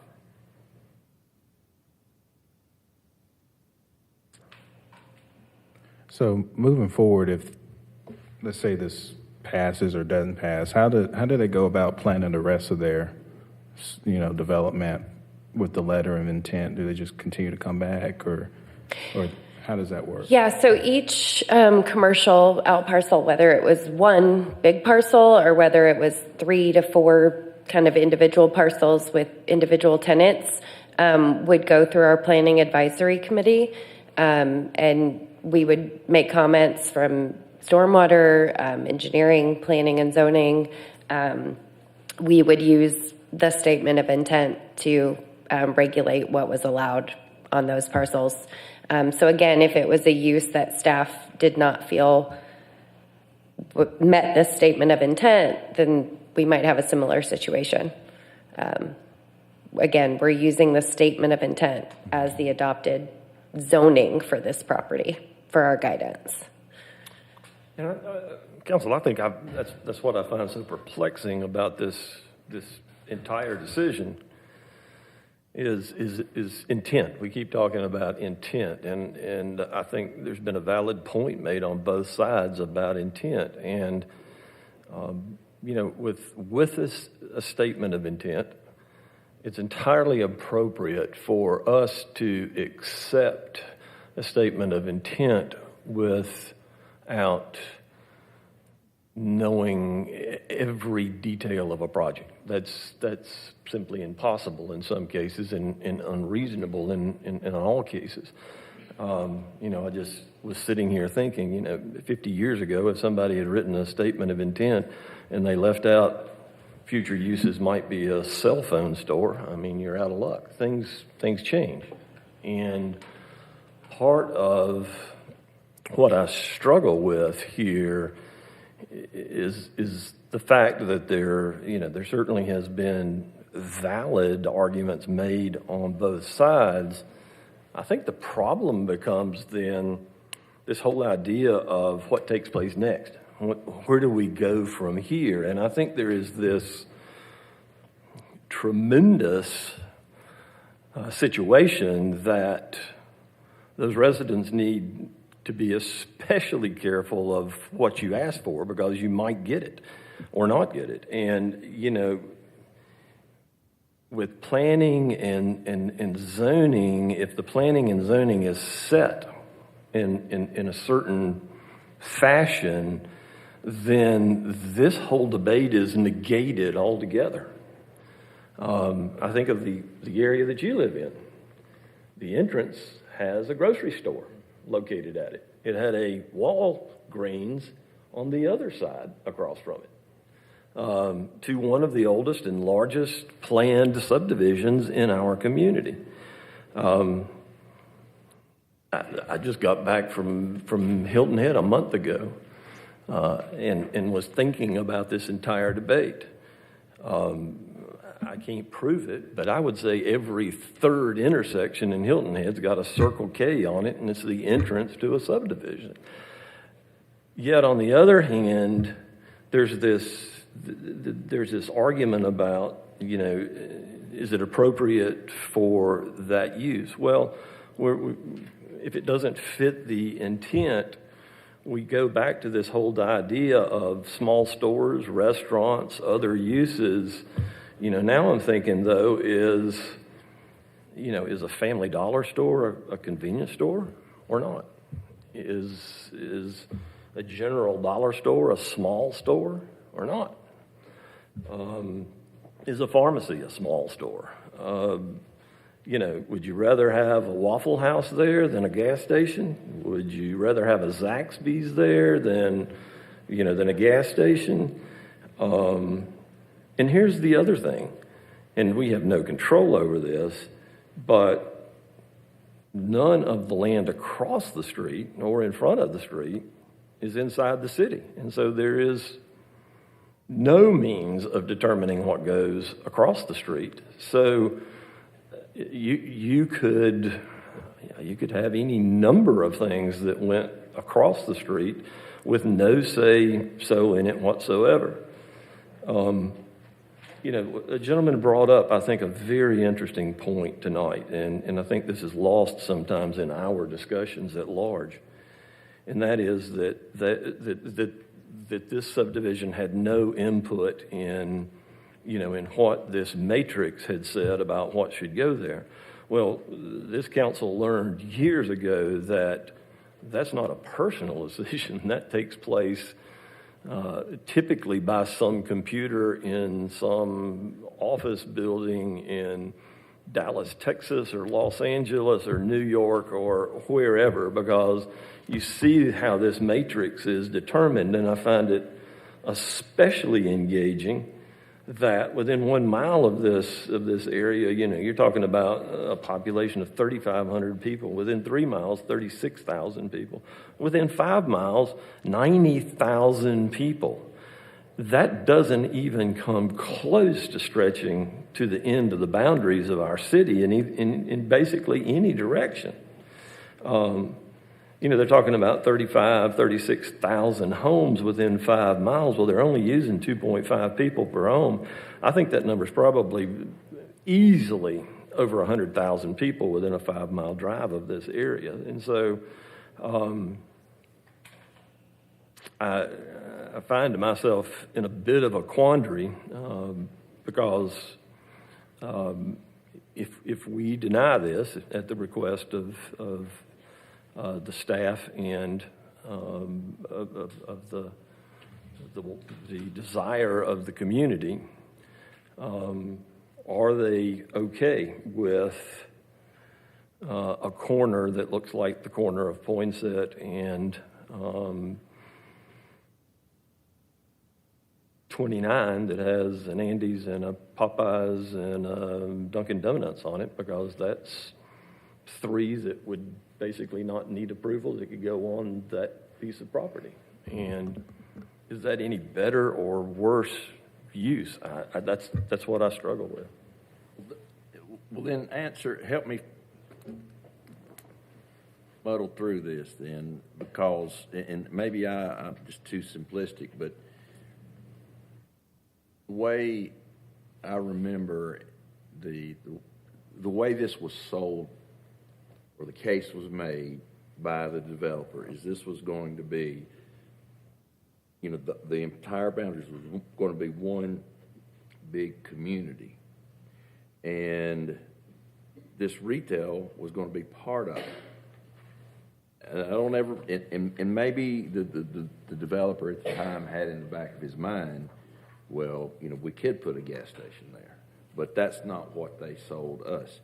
And I understand that, because not only were we doing an annexation, but we were doing a form of zoning, a DRD, which gave more control to city staff as to how this thing was developed out.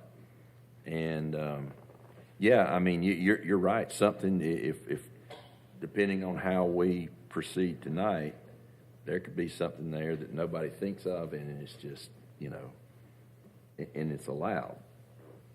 Well, I just Circle K could go across the street and buy the motorcycle place and put one right there.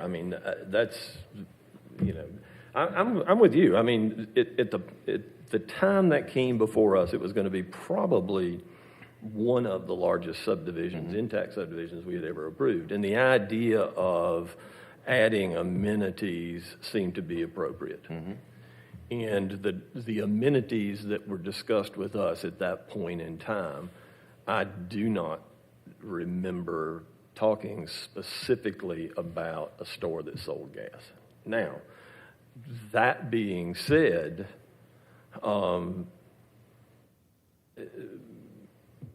there's still this issue of planning and zoning and the fact that as long as they meet the parameters of intent, this doesn't come back to us. It doesn't come back to the planning commission necessarily if it's within the letter of intent. So, but planning commission, I mean, staff said, but this constitutes a major change. And I would agree that it does. Yeah. I would agree that it does. So then that automatically sends it to planning commission. Yeah. They make their recommendation, it comes to us. Yeah. Yeah. And that's the question about the daycare came up. I mean, so staff determined in that scenario it was not a major change. Is that correct? Or were you part of that decision? I believe it was already in the process when I got here, but I don't disagree with that decision. I feel like it is a commercial use that is compatible with a single-family neighborhood and complements the neighborhood. 4 children in that neighborhood that go to that. I mean, you would think with the amount of daycare that's necessary in 800 homes that there'd be more. But I would agree. That seems complementary to the subdivision. And it is similar to, like, I think of O'Neill Village, how they have, Little Me Academy that's in there, and then there's a bistro, and it's, I think, kind of what we're talking about. I believe it was sold on that, and I think, the decision that you made to say, well, it's a major change. I mean, I do agree. I mean, and based on the turnout tonight, I think the community agrees this is a major change. This is something that they do not want to see happen. And I think that's the challenge, I believe, with DRD is we open ourselves up to this almost subjectivity a little bit. It's like we're making decisions about, okay, I think this fits here, I think this, and yes, we're using the statement of an intent, but at the same time, I understand what they're saying too, that when they gave out the covenants and restrictions, and again, I don't know if the residents saw that or not. I see that was part of the presentation, and they may have been aware of it, may not. I don't know, but the fact is that you're right. It is auto-oriented. It is a little bit different. It does constitute a major change, and so it does come before us. And I do think we have to be mindful of those that are here tonight and their opinions on this. And I did want to address that the applicant brought up that in the Planning Commission that a main objection, and that is not the case. We actually specifically mostly talked about the fact that it's auto-oriented and an intense 24-hour business use. Staff did say that all this neighborhood is built out. It is 100% CO'd. The wording may not be right that they made their decision based on. That's not quite the right wording, but they did buy into a community that was zoned DRD, and the zoning is based on the statement of intent and site plan, not covenants. Covenants have very little to do with us. Now, certainly we cannot approve a building permit or a site plan that violates the covenants, but our decision as planners is based on zoning, land use, compatibility, not covenants. So I just wanted to point that out. Let's be honest. Anything that goes in there is going to be auto-centric. It may not be as intense as a gas station, but you've got 60,000 plus cars a day that are going by there. While there may be some people in the neighborhood that are going to take a golf cart and ride up there if there's a restaurant they want to go to, or there's a pharmacy up there they want to go to, or that sort of thing, the vast majority of people are going to use that facility with a car. I mean, it may be an amenity to the community, and there may be people that walk there. I'm not saying that there's not going to be. But that is going to be an auto-centric development, period. When it comes to some of the things they mentioned tonight, I know they said they're going with a smaller footprint, maybe 5 pumps. How much bite do we have to enforce something of that level? I know before it was like 10 pumps and maybe 8 pumps, something to that effect. I mean, we may need to consult the city attorney, but I mean, you could certainly request that they bring back a very specific site plan or include language in the memo for the statement of intent that it would be capped at a certain, the more detail in the statement of intent, the less likely that we'll be here again for interpretation. So you can be as detailed as you want in that statement of intent, but then you're held to it. Yeah, I know they kind of hang their hat on all those different things, but there's definitely no guarantee when all we have on the updated statement of intent is what it says, on the agenda. And you would adopt an updated site plan as part of the ordinance as well. And so I believe that site plan does show that number of pumps. But that does, again, leave staff in a position of, if they wanted 10 pumps, is that a major change? I don't really want to be in that position, so I would recommend being as specific as possible. If this were to go to second reading, lay out exactly what you want so we could put it in the statement of intent or site plan. Yeah, I'm just truly concerned, let's say you chop out a little over almost 2 acres, what happens after that? Or if this doesn't go through, what happens with the whole parcel? I'm truly concerned about, like you say, you don't know what you're going to get. And based off of the developer's feelings, I think it may go in the wrong direction, potentially. Well, I mean, let's be honest as well, too. For the developer, this is about monetizing his investment. And so his use of the land is going to be driven in some regards by a decision that may not,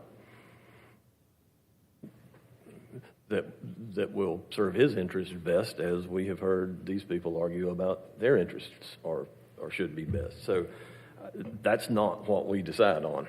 I mean, if it's within the framework of what he can do, he can do it, Others, let's go ahead and move this discussion along. Others?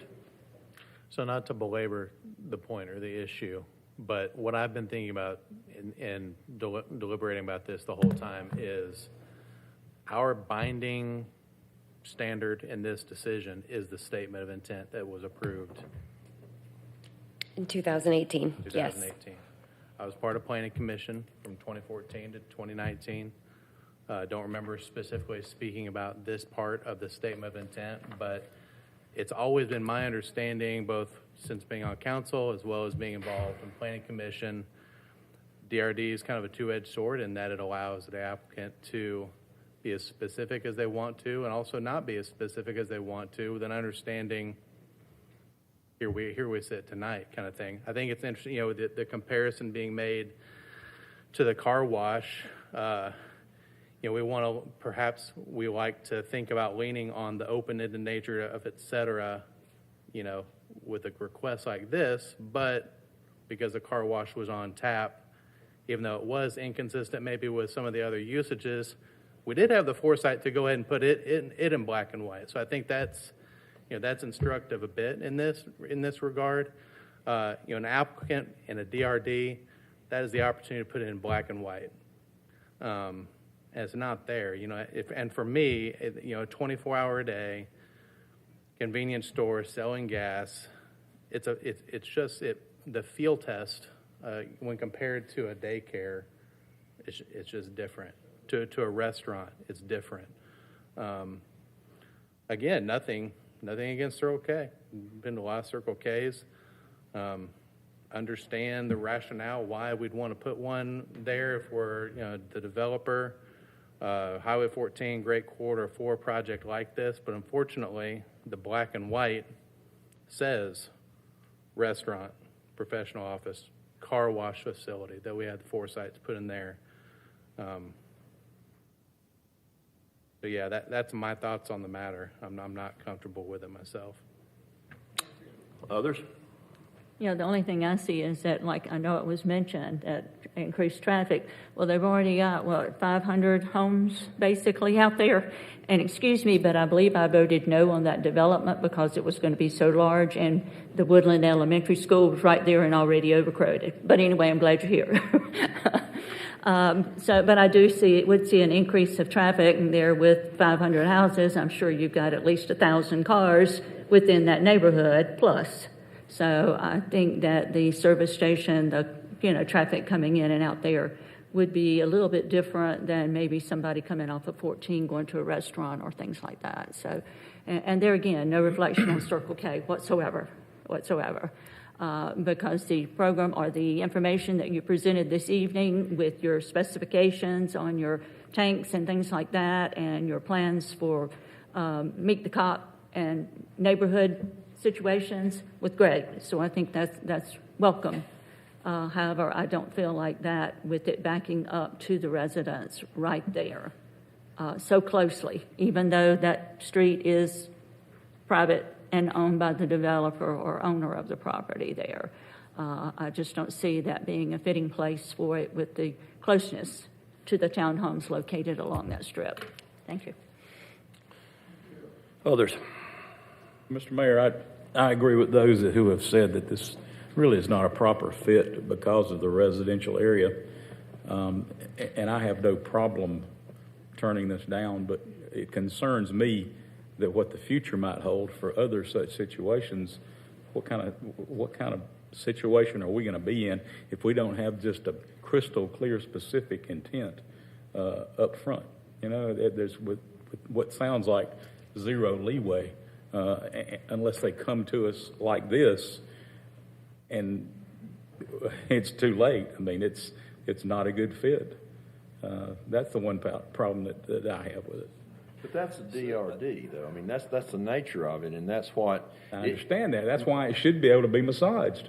Right. No, I agree. But it's just like if you had in your agreement, we're going to paint all the houses white, and then the builder or developer says, we probably ought to add some blue houses because people have been asking for blue houses. Well, to me, 500 houses... They were supposed to be all white. Now you want to put some blue ones in. That's a major change. So it's got to come back. Do we want blue houses down there with the white houses? And that's one of those things that probably couldn't be seen by the developer, that blue was a color that was going to be in demand. And he could never have seen, of course, the way it changed hands has a lot to do with this particular scenario. I think that's what's missed. That's what's change in developers is causing a real problem all across this situation. Yeah. Yep.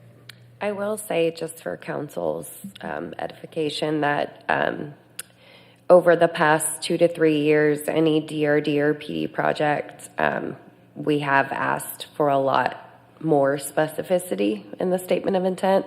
The latest project that came through, Pelham Crossing, actually adopted an exhibit that laid out all the uses that were allowed and not allowed. So again, this doesn't help for the situation, but again, we have learned a lot as these DRDs have come to fruition. And so, and again, as they come before you, if you have questions, it's important to incorporate it in that statement of intent. Is the use of the DRD included in the UDO? It is. I will say the hope is that the zoning districts that are provided make DRD much less used and desirable. I mean, it truly is supposed to be for kind of out of the box, mixed use communities. 7 years ago in South Carolina was kind of a new thing. But hopefully the zoning districts that we now lay out will give developers the option to do things without having to use the DRD and PD zoning. Thank you, Ms. Gotti. Final comments.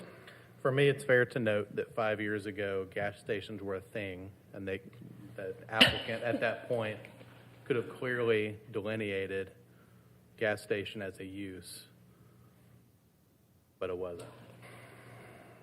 Others. Final comments. By the way, insects don't like blue houses. Did you know? We'll save that discussion for later. Council, this comes with a recommendation for denial from the Planning Commission. I think it's appropriate in terms of the first reading of ordinance number 23-2023 that we understand the vote here, because our ordinances are written in the affirmative. So the ordinance we are reading tonight is an ordinance approving a major change to a design review district, the ERD, of certain real property in the city of Greer related to the South Farms development. So it's coming to us in the affirmative with a denial, and comes with a majority denial as well too, which has some implication to the vote as well. Mr. Merriman, any suggestions in terms of how we move forward then at this point on the first reading of ordinance number 2023? I would say, Mr. Mayor, Council, just listening to the conversation and you know, using City Administrator Super Ninja powers to kind of understand the pulse of what's going on. It sounds to me that there's a general consensus that denial is probably the appropriate course of action if in fact this is what council wants to do. At first reading, of course, if you deny it, it does not require a supermajority. If you approve the motion, it would require supermajority. So if your intent is to deny, is to say no to the requested major change, I think the motion needs to be a motion to deny the applicant's request for a major change to the statement of intent for the South Farms Design Review District. And I would word the motion like that. Now, of course, if you want to approve it, just substitute the word approve for deny, but it does I need to remind you that it takes a 2/3 supermajority. Do you need me to amend my motion? Yeah. Yes. Okay, so I will amend my motion as a motion to deny first reading of ordinance number 23-2023. We'll have to vote to amend the motion Oh, first. okay, all right. So you would like to amend your motion. That comes as a motion. Do I hear a second? Second. Okay. Floor is open for discussion on amending the motion to amend. And so we can't vote as it's written because of what? Pardon me? No, he said we could. Why do we not vote on it as it is? Because the way it's written is in the affirmative. It's a vote to approve. The cleanest way to handle this is to vote to deny. So no vote on it as it's written would be to deny, would be to uphold planning commission. That's what we're doing, yes. We're just making it in the affirmative is what you're saying. The way it's written is in the affirmative. So you're voting to deny. Let's If I vote, I can keep it in Wait. Hang on. Stop just a second. Hang on. We've got a motion and a second to amend the motion. We're already at that point. Okay? We're voting on amending the motion. Ms. Duncan. That's the right motion, that's the right wording to deny No, we're not talking about that at this point. We're talking about allowing an amendment to the motion. Oh, okay. Do we want to amend the motion to change it to a motion to deny? Okay? Yes. We've got a motion and a second. Ms. Duncan? Mr. Airwood, Yes. Mr. Booker, Yes. Mr. Hopper, Yes. Mr. Dumas, Yes. Mr. Bettis, Yes. Ms. Albert, Yes. Mayor Danner. Yes. Now, before we go any further, the suggested change would be a motion to deny the request. The motion to deny the request for a major change to the statement of intent for the South Farms Design Review District.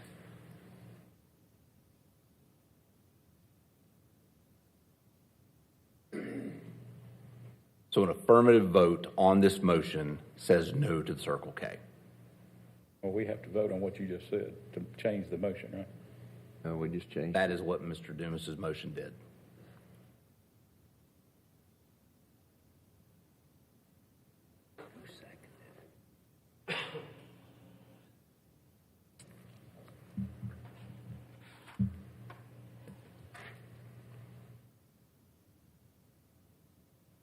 question, point of order. Who was the original second to Mr. Dumas? Mr. Arrowood. Would he not have had to have changed his second as well? Yeah, he should have. Should we redo that based on that? I think that would be fine if we wanted to do that.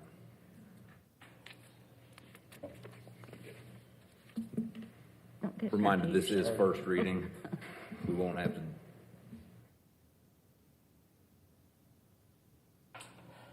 So we have a motion and a second that we've voted on to change it.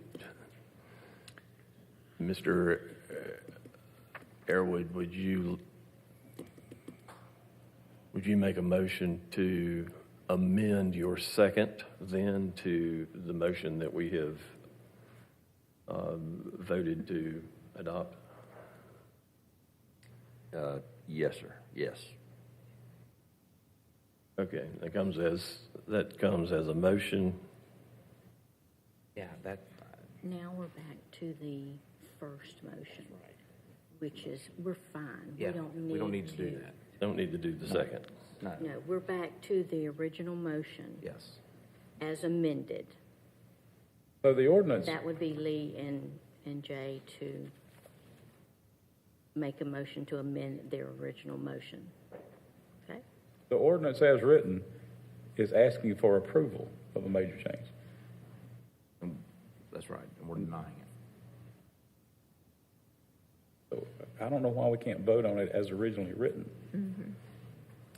Well, we've already amended it now. We've already amended it.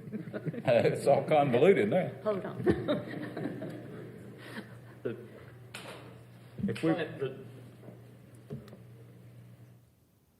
If you did not want to approve it, you just voted no to the original ordinance. That's right.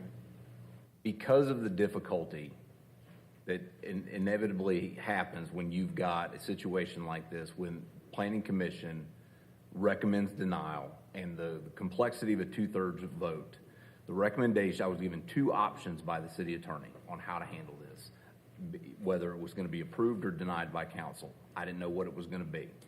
That was the recommendation that was made, that motion reads specifically, there's a motion to deny the request for a major change to the statement of intent. So we are following council, SEL council's advice on how to handle this. So now where we are, we've amended it, so your affirmative vote will deny the request.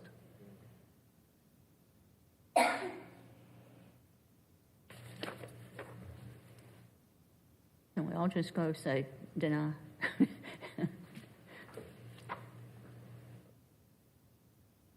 We have the motion that has been amended, which reads a motion to deny the request for a major change to the Sutton Farms mixed-use community DRD plan.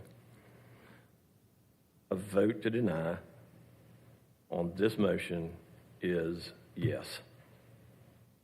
We clear? We have a motion and a second on this motion. We are ready to vote, Ms. Duncan. Mr. Airwood? Yes. Mr. Booker? Yes. Mr. Hopper? Yes. Mr. Dumas? Yes. Mr. Bettis? Yes. Ms. Albert? Yes. Mayor Danner? Yes. Council, we have no items in executive session this evening. We stand adjourned.